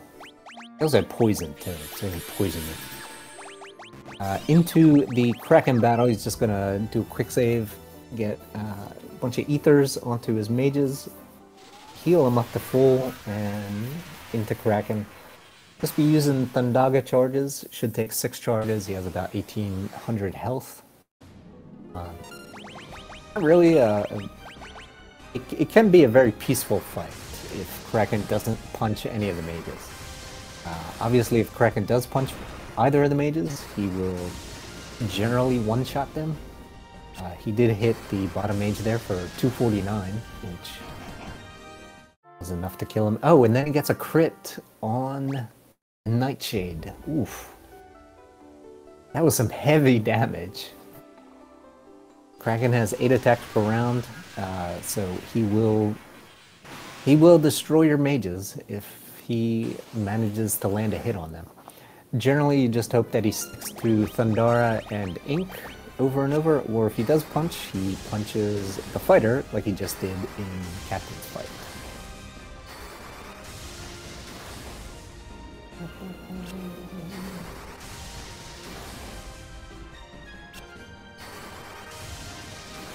Alright, this time for Captain, Kraken being much nicer, doesn't even damage either of the mages, and fight over. You can always revive a mage in this fight, because Kraken has no AoE. Oh, thanks, Shinzo. Oh, yeah. Kraken doesn't have Lit 2 in this version? I guess now that you mention it, I don't remember seeing it. Pretty sure he has... I could have swore he had Lit 2 in the NES version, at least. That's the one that I played the most. Alright, so Captain, out of the Sea Shrine, I'm gonna head over to Melmon, go pick up his translation of the Rosetta Stone, and then go grab the chime. Alright, so Shinzo says he only has Ink and Punch, which, yeah, I guess makes sense. Alright. Nice. Captain hitting the inn, grab his spell charges back. Hab on the final floor of Sea Shrine, coming up on the Kraken fight, runs into the Sea Troll. Just kind of hate it when the Sea Troll is only just one single enemy there. HP on the mages looking a lot better than it did earlier for Hab. One of his weaker mages is up to 230. Stronger one looks like almost 290.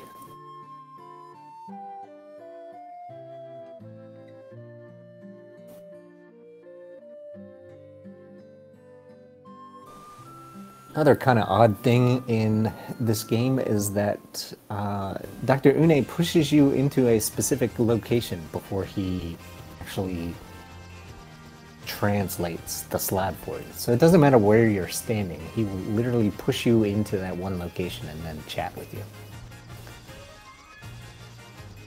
Alright, so Hab has gotten the translation, heading down to Lufenia. He can now speak Lufenish.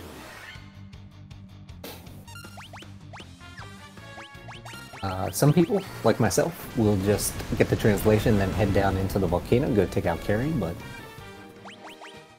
they have options. Alright, so into the fight, and the very first thing Kraken does on Hab is take out one of his mages. He does drop the Phoenix down. Get him revived. Drop it a couple Thundars. And let's go on the fight. Ooh, Captain running into the Allosaurus.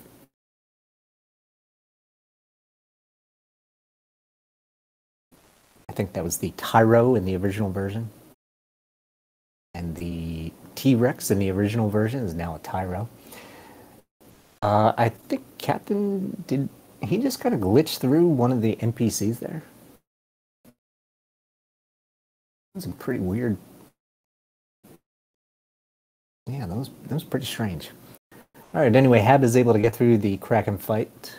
Not really too much of a problem there. Captain has picked up the chime. He's going to head back to his airship and head over to Mirage Tower.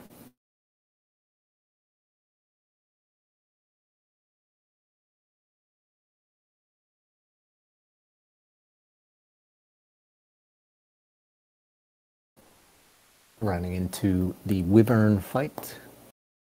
So you got the Wyvern fight, and then you have the recolored orange guy fight, which is, you know, the same sprite. I tend to skip those fights because one of them only gives like 1,200 experience, and I don't think it's worth it. But I can never remember if it's the blue guy or the orange guy, so I just skip all of them. Captain, meanwhile, into Mirage Tower. Lots of these encounters give pretty good experience. The 3 Hellhound here gives pretty good experience. Hab has picked up the has hit the inn. Now talking to Dr. Oon, getting pushed around by him.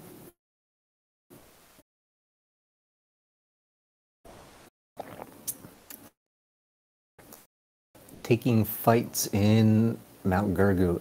Yeah, I would advise against taking fights in Gurgu. I don't really see a point to it. By this stage of the game, the fights in there give so little experience compared to everything else that it seems almost like a waste of time.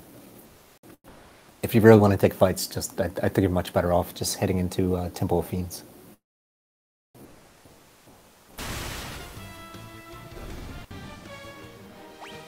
Alright, Captain hitting up the Guardians. That can be a little bit, that can be a pretty good fight. Hab walking his way down to Rufania. And a couple of the Giants. I feel like the Giants want to see a 4-pack here, otherwise I don't really feel like it's worth it to take it. Captain into the Blue Dragon fight. He has already fought a Blue Dragon. He fought that one on the previous floor. Other versions of the game, it's an extremely rare encounter. It seems like in this version it's a bit more common.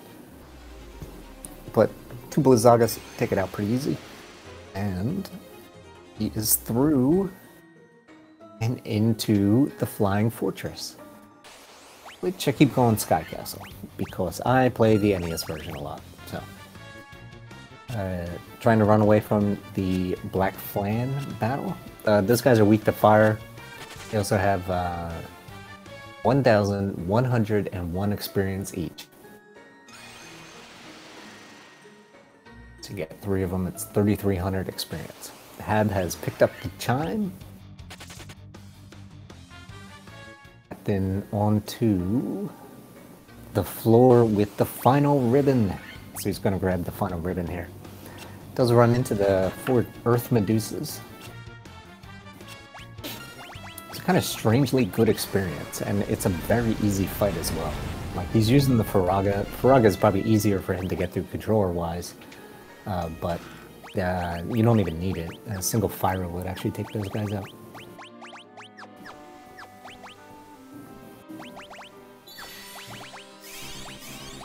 Alright, healing everybody up. He has used the Gold Needle on the Monk, so now he is no longer petrified. It's going to move him down, make it a little bit less likely for him to be hit. Putting the Diamond Armlet on the Monk. Wasn't able to see if he was actually put the Silver Armlet back on the Black Mage, but we'll find out.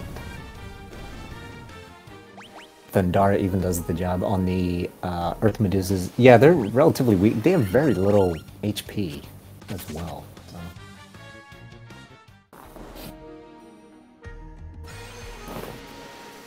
Alright, just a few more floors left for Captain.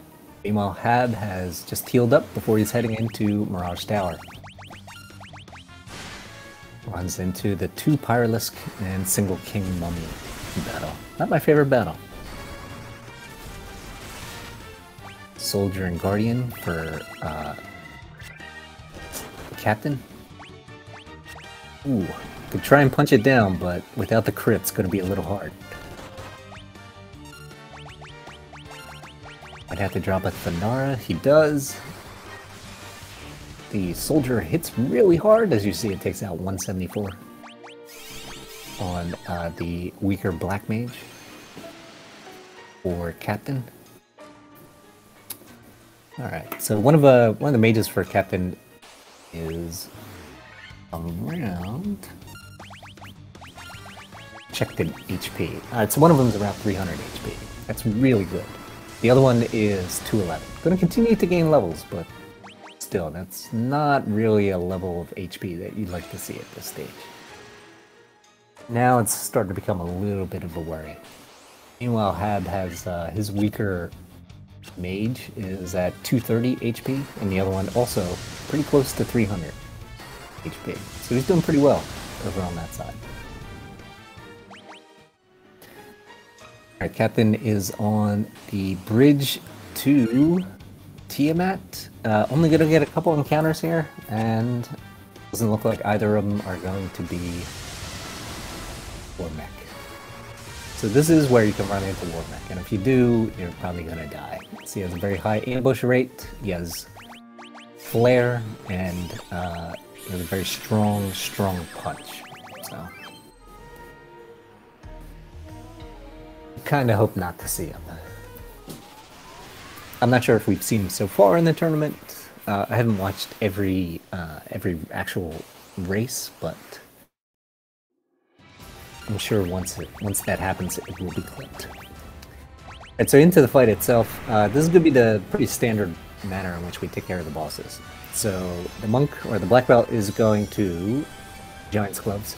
The mages are going to haste and temper that black belt. Also doing a high potion on the black belt. Team at 1 spams a lot of AoE spells and skills, like Thunderbolt there. Makes this fight a little bit more difficult. He does break out the high potion, but unfortunately the Tiamat outspeeds him hits him with the Ice Storm. So far, it's only the hype race that we've seen Warmech. That kind of... I feel like that's bad timing. It gets everyone hyped to actually see Warmech, and it doesn't actually happen that way. Meanwhile, Hab has picked up the third and final ribbon. He's going to leave his monk petrified, I guess, until he gets to Tiamat. Captain is into the second attempt against Tiamat. Tiamat did bite the top mage, but he had enough HP to survive it, which is pretty good. Try and get off a high potion with his weaker mage. Doesn't look like that was possible. And Tiamat takes him down with the poison gas, unfortunately. The hype race was a race between, was it 2 or 3 people that ran it? And it was about a week ago, or 2 weeks ago. And you know what? Yeah, I don't know enough about it. I'll let Shane describe it. Shane's help describe it. At a high level, it was a race between a few of the people that are in the tournament, and it was a way to get people excited about the actual tournament coming up. I think it did, because I'm pretty sure afterwards we did see a couple additional people sign up, so it was pretty nice. Yeah, two new runners hyping up the race. Yeah, FF Steve and Rokubi, I think so. Alright, so this time, Tiamat a little bit nicer, lets CaptoftheDorks get off 2 high potions, so his black belt that's full HP.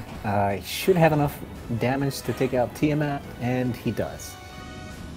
Alright, so Tiamat 1 fight with all of the AoE attacks can be a little difficult. Can take a few times to actually get through it, unfortunately.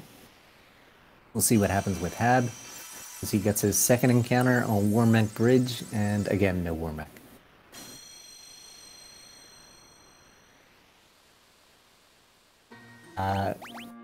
Captain taking a couple attempts to actually get through the battle with Tiamat there. Might give an opportunity for Hab to make up some time. I guess it just depends on whether Tiamat is going to be nicer to Hab than it was to Captain. So, Captain will now head over to the volcano to go take out Bearlith, the 4th and final fiend, who is the second one that the game wants you to fight. So it's a lot easier fight than Tiamat, or even Kraken. Hab into the Tiamat fight.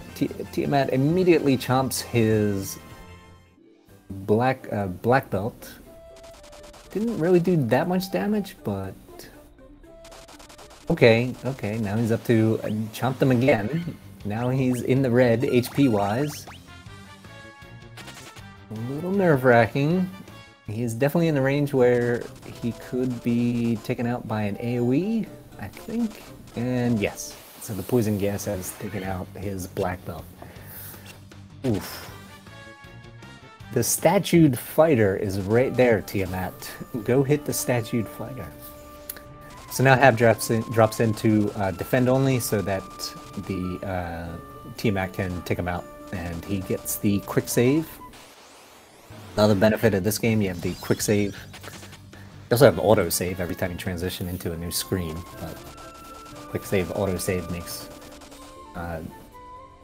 this a little bit easier to get through some of these fights. Oh, it looks like Hab didn't actually have a quick save, so he had to go back to the autosave, which was the beginning of the floor. So he does 2 passes through Warmack Bridge, and doesn't look like either attempt or either pass will actually get him the Warmack.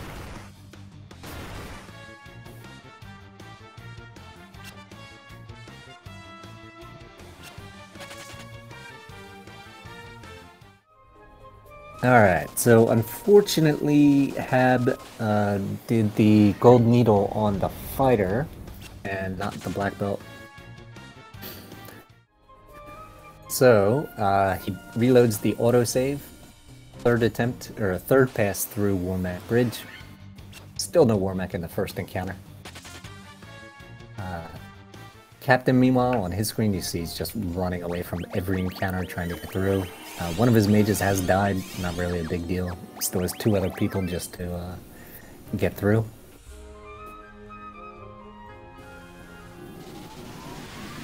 Into the Merilith fight. Same strategy, Giant's Glove, Temper, Haste, and should be good to go. Might have to throw a high potion on the black belt just to make sure his HP stays up. But Merilith doesn't really have that much HP, so not too difficult of a fight. A lot easier than Tiamat. Alright, so this time Hab has gotten his black belt up. He also does the quick save right in front of Tiamat, so he doesn't have to walk through Warmack Bridge once again. Captain through Merilith there and just able to take her out. Big hit, almost 2,000 damage. Alright. Hab into Tiamat. Tiamat starts off with Ice Storm, big AoE damage. Haste, Temper, Giant's Glove. Gonna do a Giant's Glove again, another Temper, and another Temper. This last time, I think that let Tiamat take out his team. Now moving over to the high potions. Alright, so Tiamat attacks his weaker black mage, lets the other black mage get the high potion off onto the black belt, and it doesn't matter because Tiamat then attacks the statued fighter and the black belt is able to take out Tiamat. Captain stopping in Canaria, hits the inn, gets all his spell charges back, gets all his HP back, and I'm going to top off on ethers and high potions and grabs a whole bunch of extra Phoenix Downs. No reason to grab that many Phoenix Downs, but if you have a chance to buy 40 Phoenix Downs at once, you might as well take it. That's usually what I do. I think it's pretty funny. Yeah, at this point he needs money for absolutely nothing else. He could, in theory, go to Gaia, buy a couple old bracelets, but do you really need to? Your mages are gonna die if they get targeted, so I'm just gonna shrug.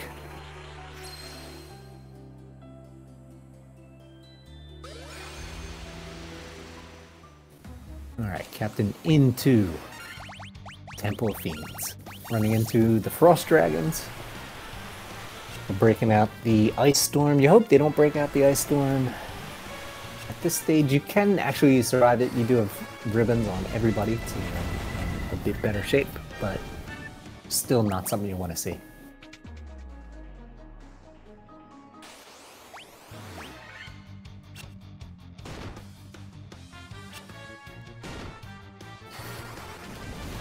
Meanwhile, Hab getting through the volcano, just running away from everything. Nothing at this stage of the game, nothing in the volcano is really worth taking.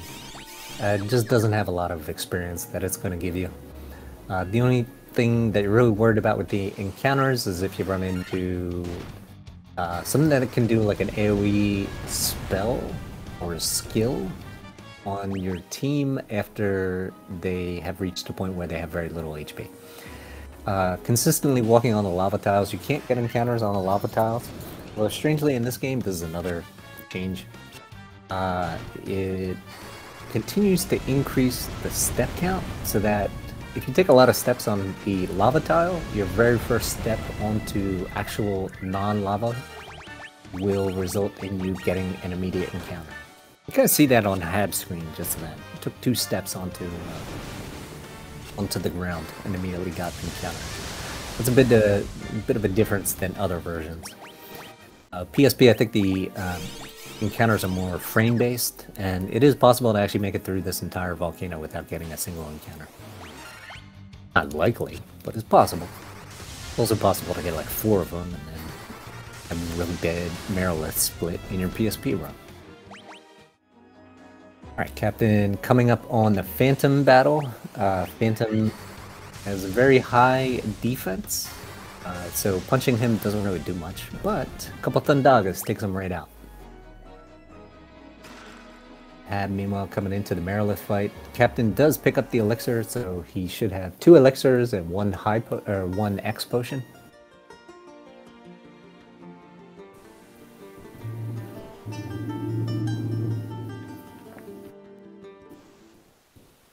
Watching the loot play.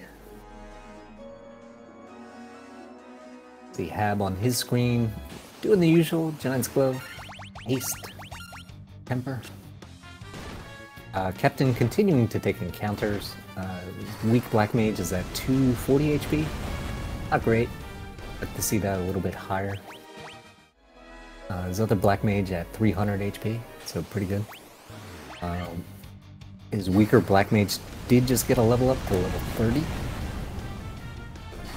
So only a couple HP increase. It's not really too much. Meanwhile, Hab easily takes care of Merilith.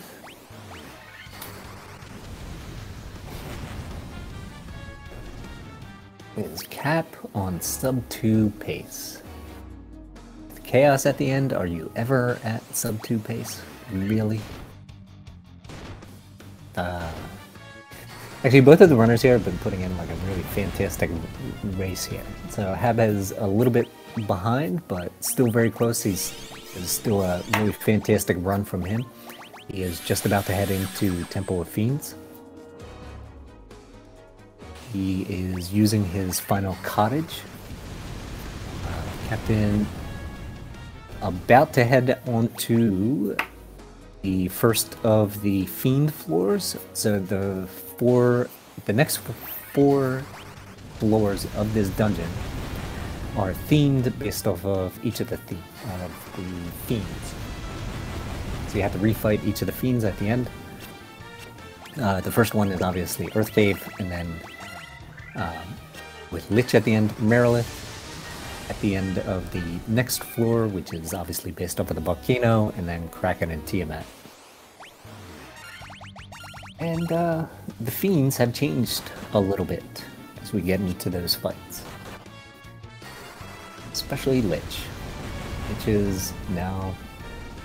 well, I feel like Lich is always dangerous, but now he's especially dangerous.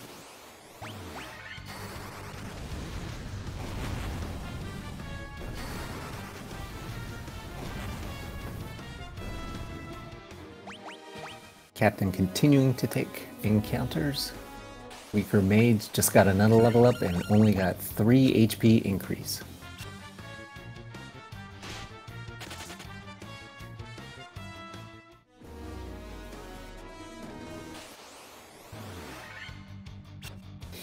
Alright, now looks like he's just gonna concentrate on running away from things. Hab meanwhile runs into the very lucrative Green Dragon fight, but runs away. Definitely easier to run away, but that fight is a little dangerous. Captain about to come into Lich 2. Lich 2 has picked up a new skill. Flare, or Nuke in the NES version. Non-elemental, very powerful spell. You hope Lich 2 doesn't do it, and obviously, because it's a race, Lich 2 immediately starts off with Flare. Takes out one of the Black Mages, accidental double haste on the Black Belt. Now he's switched over to Tempers, and he used up a third Giant's Glove on the Black Belt to kind of make up for the damage. At this point, Lich has shifted over to just using like Kill and Warp and things that aren't really that dangerous, and there you go. Captain able to get through the fight despite the turn 1 flare from Lich 2. Oof. Isn't it still Nuke for Warmech? That's a good question. I'm not really too sure. I don't think I've run into Warmech in this version. Or if I did, I forget what happened.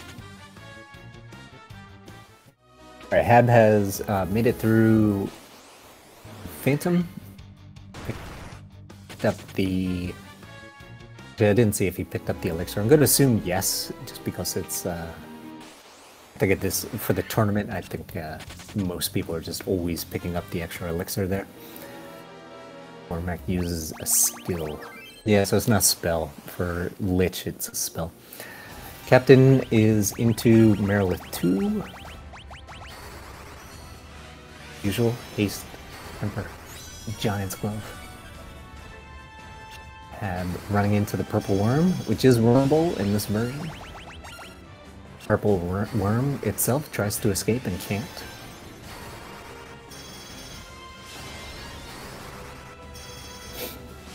Alright, Captain has a couple Tempers, a couple Giant's Gloves up on the Black Belt. 2 big hits, and down goes Merilith 2. Hab, meanwhile, hops on to Lich's floor of Temple of Fiends. Ooh. His Black Mage Mauled just got paralyzed. The Earth Medusas have a lot of attacks per round, and each of the attacks can paralyze you, so kind of rough. Captain onto the Kraken floor. Running into the Sea Shrine Pile of Pain. This is a really good fight, experience-wise. I just don't really want to run into it because you don't really need the experience. So he's doing the Blizzaga flee. Kind of probably hoping he just flees with the monk, but if not, the 2 spells there will be able to take care of everything in this dungeon. Hab just running away from everything at the moment. Coming up onto Lich 2 pretty soon.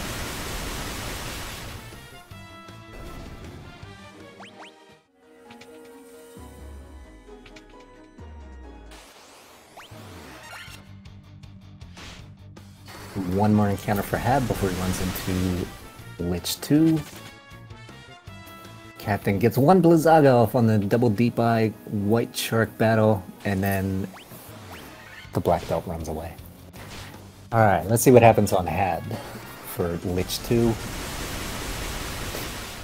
You do see one difference. Hab has not moved the Black Belt down to the bottom slot. Ooh! Just like with Captain, Lich 2 starting off with the Flare. Gonna do the Giant's Glove, gonna do the Temper. What's it gonna do? Does the Temper. Now it's moving into attack mode. Getting off another Temper. Lich really doesn't like the statue of the fighter. Keeps attacking it. Thankfully, all of the attack on the statued fighter allows the Black Belt to take out Lich.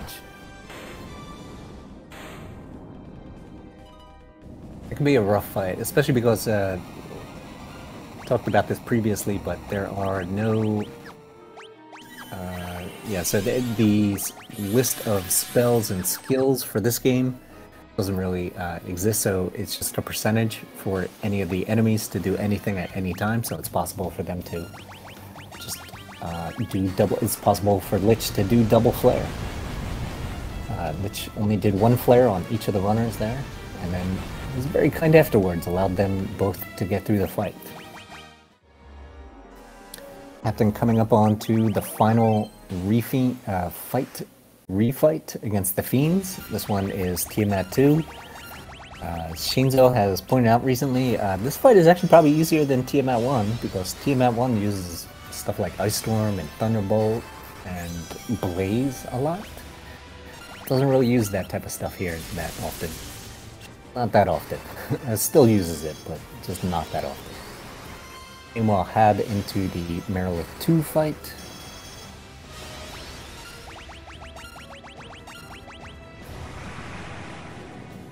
Dropping the poison gas. A couple extra tempers on the black belt. One more hit from the black belt should take out Tiamat 2 here. And it's done. Alright, over with Hab. Merilith has taken out one of the black mages, but too little too late, and Hab is able to take out Merilith too. Now there are the changes in the Pixel Remaster version. You can actually get an encounter on the final floor, right before Chaos. And Captain does. 4 stone golems just run away from that. Hab, meanwhile, hops onto Kraken's floor. Captain into the Chaos fight. The Chaos fight is going to be a little bit different than what we've seen for the other Fiend fights. What you're going to see Captain do probably is get a bunch of Giant's Tonics up on the Black Belt. You're increasing the possible max HP. This is why we had purchased the Giant's Tonics. And then at that point, it's going to use a full heal item, either a X Potion or a Elixir. So he's starting out with 2 Giant's Tonics and a Giant's Gloves. Chaos immediately punches one of his black mages. The other black mage gets off another Giant's Tonic. Another Giant's Glove. I'm going to have to use the full heal item. It's already at 999 HP, but unfortunately Chaos comes with the tsunami, and that's the first attempt for Captain.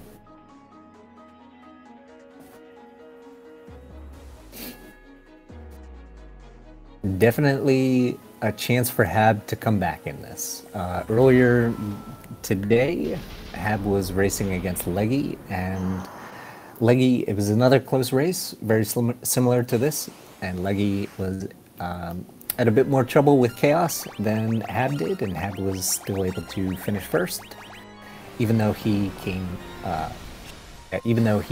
arrived at Chaos second. Rough start to the next attempt. Chaos starting off with a tsunami, but Captain was... Oh, but his second attack was just a punch on the statue, so not really a problem there. Ooh. Yeah, but then Chaos outspeeds him, and with the Blaze, takes down the team. So this will be attempt 3. Meanwhile, Hab, able to get through Kraken 2. One more Fiend to get through. Just another couple of encounters before he is done. Also kind of running low on high potions there. He only has like 20-some left.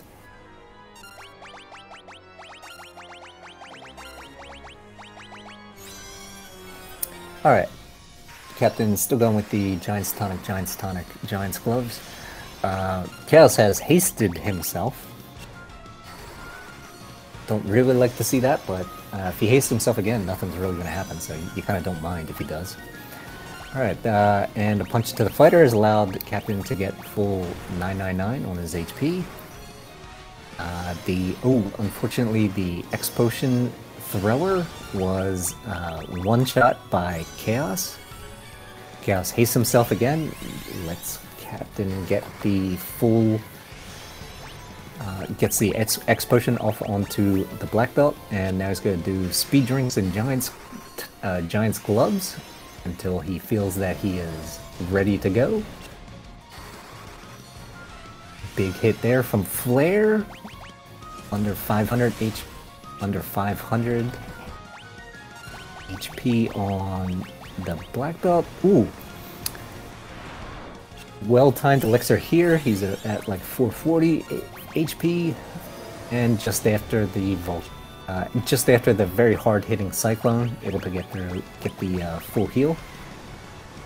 Another hard-hitting cyclone drops him under 500 HP. I think that's the last elixir. His damage that he's doing is pretty good. Just really hoping that Chaos is nice. Unfortunately, he punches the black belt and then another cyclone. Just had a few more hits.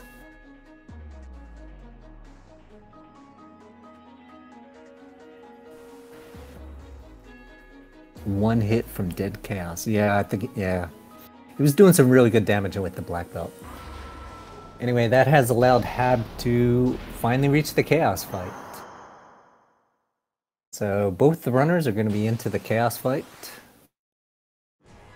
Let's see what Hab's strategy is. It does look like Captain goes Giant's Tonic, and then Giant's Gloves, and then Giant's Tonic Haste, and then finally gets in the High Potion, or the X Potion, or Full Heal with the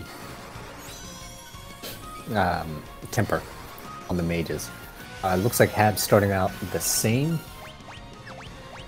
Giant's Tonic, Haste, Giant's Tonic for Hab, and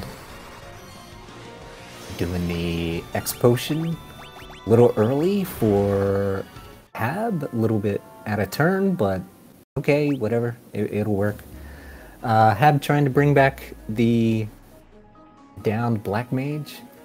Looks like Captain has died to Chaos again. We'll be coming in for another attempt.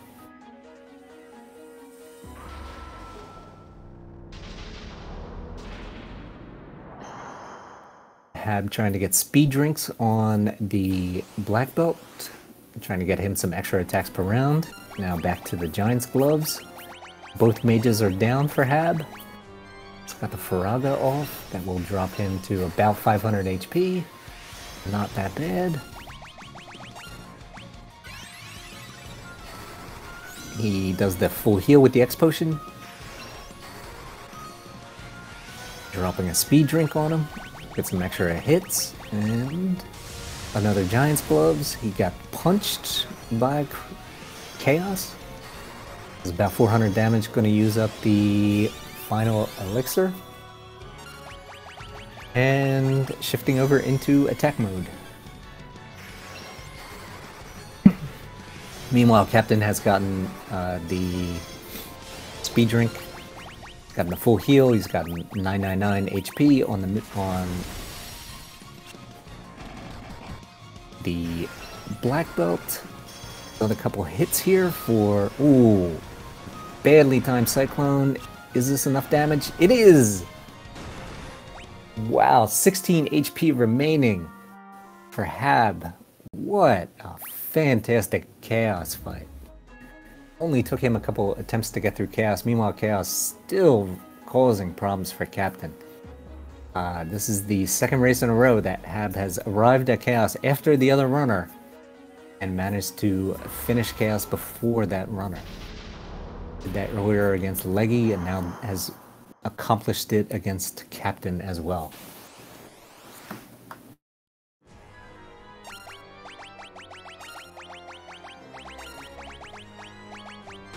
Alright, now Captain back into the race. One of his mages is down. Doing a couple Giant's Tonics. Full heal with the Giant's Glove. I don't think he got the haste off. Might be a little rough. Hello there. You gonna try? Oh, hey Hab. How's it going? Aside from me being extremely mad at myself, doing pretty good. Why are you mad at yourself? I thought you did an excellent job. Oh, I did, but I'm really mad at Tiamat. I'm really, really mad at Tiamat. The first time, the death forgetting to save, sure. The second time, over the Bridge of Destiny to then unpetrify the fighter, already too much. I 100% expected the third time I go along the bridge to say hi to Warmech and die for another time and go over the Bridge of Destiny a fourth time. And without the 4 minutes I would have lost, I lost on Tiamat, this actually would have been PB. I just golded to Chaos with that first try, 2-minute gold. I was 40 seconds behind entering Tiamat the first time. So that's why I'm mad. But I have to go, I have really to say shoutouts to the Lesser Tiger who dropped me my X potion. Without them, this Chaos fight would not have made it. You had a really good Chaos fight there at the end. You had just enough, you were doing just enough damage, and you were able to get that final hit in, even though your black belt only had 18 HP. It was so close. When the Cyclone hit, I thought, yeah, I was just praying too much. I was also just praying like, this has to low roll. This has to low roll. I'm not sure if this actually can. And Nightshade, no, this wasn't PB. The time I haven't submitted my latest PB to SRC yet. My current PB is a 105.24. Minute 36 behind this with this run. But man, I did not expect this. I have to be totally honest with you guys. I came into these 3 races today expecting 1 victory and hoping for 2. The thing though is that both races I've had today, I was like, I'm not sure if I can do this. I'm not sure if this can go well, and I'm not sure. Both of these were wild cards for me, basically, of I just have to win one of the 2. And with all respect I have, I could just get screwed by RNG. I mean, with Chaos being Chaos and how he's been, I totally expect him getting back to me when I race Funk Nasty later, and him actually taking the victory where I was fairly sure that would be the 1 victory of the evening. But, oh man. I'm just... Yep. I'm out of words. It's been pretty amazing. Like, back-to-back races, you came into Chaos after the other runner, and you managed to take out Chaos before the other runner. That's just freaking fantastic. Meanwhile, Chaos still giving trouble to Captain of the Dorks here. That's be got Chaos. the punch in, and then followed that up with the Blaze and took down the Black Belt, and now he's just defending with the mages in order to move on to the next attempt. I've lost track of how many attempts that Captain is on, but this is pretty rough. This is pretty rough. How did you like the flare on Lich 2? Did that make you nervous at all? To be fair, no. I completely was like, okay, Lich is gonna take me here. No wonder. I mean, simply because I haven't had issues at Lich for forever. Neither at Lich 1 nor at Lich 2. And especially after the race before that, I came out of Lich having taken a grand total of 29 damage on one of my black mages. So I was like, there's no shot it could happen again, but I was surprised that he just didn't follow up with anything. I was just like, if it happens, it happens. The one thing I also just want to point out, like, the grinding was better in this one. Instead of being 3.5 minutes behind after Astos, I was only 2 minutes behind my PB. But my Lord Earth Cave. For the first dive, I saved 40 seconds. For the second dive, I saved 40 seconds. Compared to my PB. Moving from 150 behind suddenly to being 30 seconds behind only. And then actually keeping that pace up till, well, Tiamat. Yeah. Maybe I'll get it next time. I mean, now I'm actually warmed up. Gonna open up an energy, take maybe a small walk, and then I'll see what RNG has to offer for me after coming through for me twice. Alright, so Captain is all bulked up. He did get punched by Chaos, but able to get the elixir off. He's doing about 4,000 damage. Pretty good. Should only have a couple more hits. Just need Chaos to be nice. Just use Faraga. That's good. And finally able to take down Chaos. 213. This is a really good race. By the way, Captain also got the flare first turn from Lich 2 as well. So both racers in this got the first turn flare from Lich 2. That was rough. I just have to say, I'm really surprised about the consistency of one thing with these races. And that's just, there's one point where I'm just thinking, like, it's over. There's no shot I'm winning. For the last race, that was at the Kraken 2 death. For this one, it was obviously Tiamat. But then, around the time I kill Tiamat 2 and I walk off to Chaos, that's when I actually pull up the race time again. And then I'm just wondering, he's not finished yet. Oh. Did he forget to split, or is he actually not finished yet? And then, of course, that in that moment, the nerves rush even further, the adrenaline kicks in even more. Mm-hmm. Yep. you just start thinking to yourself, I got a chance. I just need Chaos to be nice. But that's a big if. It's really hard for Chaos to be nice to anybody. Well, he is certainly having a liking in me today, as it seems so far. We'll see how that goes with the third one. Yep. Yeah, so you have another race coming up in another about 40 minutes or so. So yep. That'll be against Funk Nasty. It looks like I think Captain will be commentating that, just as he commentated your earlier race as well. So. How does it feel doing 3 races in one day? I mean, you're through 2 of them so far, so pretty good. But you still have 1 more left. I mean, how are you feeling so far? All in all, I mean, I scheduled these races back to back for a reason, so I could have a decent weekend and then just have all the pressure on Sunday evening. So all the adrenaline kicks in. My plan actually was just to do these 3 races, then go out for a walk again to calm down, and then go to bed before work tomorrow. Mm-hmm. And of course, Sunday is the best time to schedule things, especially because I also have a lot of other things coming up in the next few months. A few bingos, few marathon runs that I submitted, so I don't have really all the time to plan this, and I have to get started on the other games as well. So I just want to have it over with, but I really have to say, I did not expect to sit here in this moment having 2 victories under my belt already. And that's just very chaos. Impressive.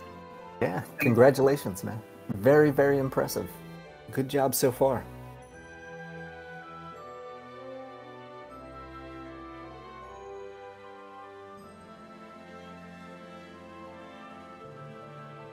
This was a really great race. Captain opened up a bit of an early lead there. He did a very quick marsh dive. He dived down into marsh. I think he had 4 antidotes and maybe like 7 potions, and still just went for it. Whereas Hab, obviously, you went and did a little bit of the grinding. So from there, I talked with Captain before actually as well. The thing is that I talked myself, and that I also said to Roku and Steve, who started alongside me, was to create a bit of safety for the early game. Do a bit more of grinding. Then Marsh Cave isn't as heavy as a reset point, and then as you get more comfortable with the run, start cutting away with that. When I started, I was going for a 3600 gil grind before Elfheim to buy 2 Fandaras and then items in worth of 1600. By now I pushed that down to go to 1 Fandara and about 11 to 1200, because what I want to have going into Marsh are about 15 potions, 5 antidotes, 1 tent, 2 Evers. That is the thing that I still have, and that's the thing that I will probably stick with for a while now, because it's working right now, and my sum of best actually, with the gold splits that I just got in this run, are now down to 155, so it seems to be working so far for me. Yeah, definitely. Yeah, it's definitely a good strategy, and something that we try to suggest that runners who are new to this particular speed run actually do. Just a little bit of a grind after you hop out, or after you pick up the Thundara. Especially with the Thundara, doing the C grind makes that like really easy. And you could get lucky and get a couple Buccaneer battles, get a lot of extra money there. Have plenty of resources down for Marsh Cave. And usually, even for me these days, I still will hop out. Like, kind of depends on how much money I have at Elfheim. But yeah, generally I'll hop out, do a couple extra fights, get some extra money before heading down. I really like to grab a tent before I head down into Elfheim, and if I am really lucky, I can get 2 of them. So, yep. By the way, one thing, I'm not sure if Cap's there. I'm probably just gonna write him over here on race time, because the link from his commentating earlier should still be active.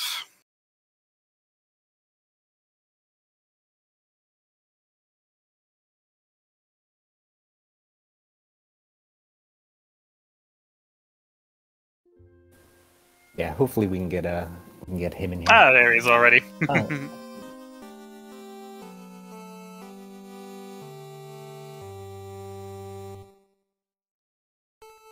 Hey, GG. GG's. Congrats, Captain. That was a pretty good run. Although at the end, Chaos was a bit of a jerk. Yeah, he likes to do that to me from time to time, as you saw during the relay, and it's usually only if I get a bad beginning game will he just let me through. So. Yep. That was a really impressive run up until that point, though. It was a really close race as well. So when you first got to Chaos, I think Hab was either just getting into Kraken or pretty sure he was on the water floor of Temple of Fiends. So very close race. Yeah. I hope your luck holds out for this next one. You're able to pull out the hat trick today. That'll be really cool. It will most certainly not. I'm going in there expecting to lose horribly and be stuck at least 20 minutes on Chaos now. Actually, just one last question I actually have before I give the field completely to Cap for questions, etc. Obviously, you told me before that Cap was quite ahead of me going into Chaos. I actually would wonder, how was it looking at Tiamat? Did he do a different strat? Was it hard to tell, or were we actually about neck and neck when it happened? Tiamat won. For most of the race, Cap was probably a couple minutes ahead, although he ran into a couple bad encounters here and there, which let you make up some time. Captain, how was your Tiamat 1? I think one of the Fiend fights, you took a little bit extra time, allowed Hab to make up some time there. Yeah. So Kraken, I believe I reset once in there, and then for Tiamat 1, it was 2 or 3 resets. So it was particularly bad, I remember. But yeah, give a lot of time there. Yeah, Hab ran into a little bit of trouble with Tiamat 1 as well. He also didn't have the quick save right in front of Tiamat 1, so he had to load up the autosave, so he had to do that a couple times. Yeah.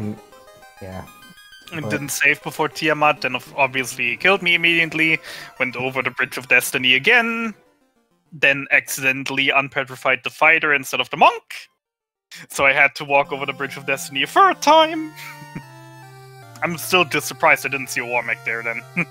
That if at any time a Warmech could have shown up, it definitely would have been about taking the bridge the third time. Hey, you might see in this next race. Who knows? Yeah, you got one more trip. Unexpected. Yeah. Nice. Yeah. So also, let's see, Captain. Both you and Hab ran into a first turn flare for Lich 2. So that was pretty interesting. Although for both of you, Lich 2 then afterwards just either attacked the petrified character or just did his spells and skills that have no effect, like kill and warp and what have you. But, yeah. Were you nervous after seeing the flare? Oh yeah, I mean, just going for it, because how likely is he going to double flare, you know? So just went for it, and luckily he gave it. So that was nice. Yeah, he was very kind after dropping the flare there. Yeah, but so it was pretty good.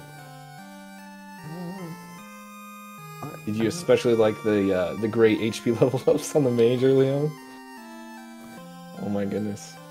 I think we were, by Earth Cave, 180 HP or something, just off the charts like that. Yeah, so you had two, obviously the 2 black mage, double black mage route. One of the black mages had 3 strong level ups to get from level 1 to 4. Mhm. So the fourth is guaranteed, but you also got two. You also got the strong level up on levels 2 and 3. So your strong black mage was at almost 100 HP by the time you get into the pirate fight, which was just amazing. Yeah, that was Must have pretty been nuts. really happy to see that. Oh yeah, and then obviously the black mage that I keep naming my opponent seems to keep stabbing me in the back there. So just like last race. Yeah, he had he was really low for most of the run, but able to get what'd you finish with him at, like 230 or so, 240, I I think. think it's like 246, and we were level 33 by then. So just really forcing a lot of levels to see if we can just get anything out of the HP ups. Yeah, Temple of Fiends is pretty good for that.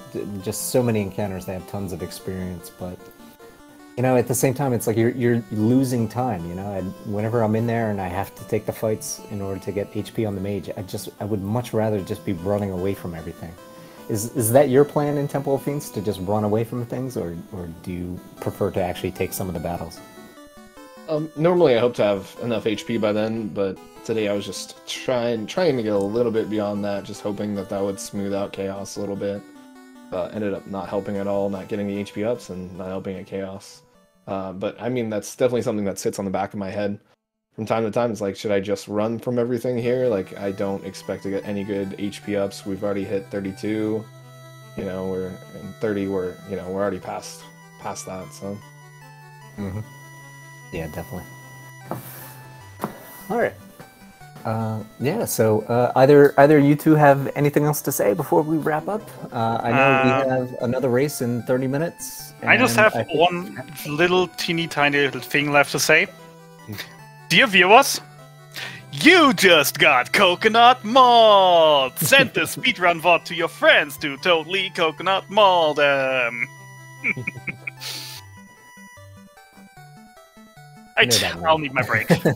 I know that just from watching Panga videos, I think, on YouTube, so... Alright, how about you, Captain? Just GG, and I'll see you all in a bit to commentate the next Hab race. Alright, great job. Alright, so great job, both of you. A lot of fun commentating this race, especially with how close it was. And yeah, good luck, Hab, as you have one more race in another 30 minutes. I think it's going to be on the same channel. And Captain will be commentating that race. So thanks a lot, both of you, and look forward to the remainder of the tournament. So everyone else, thanks a lot for watching. Thank you, Pat.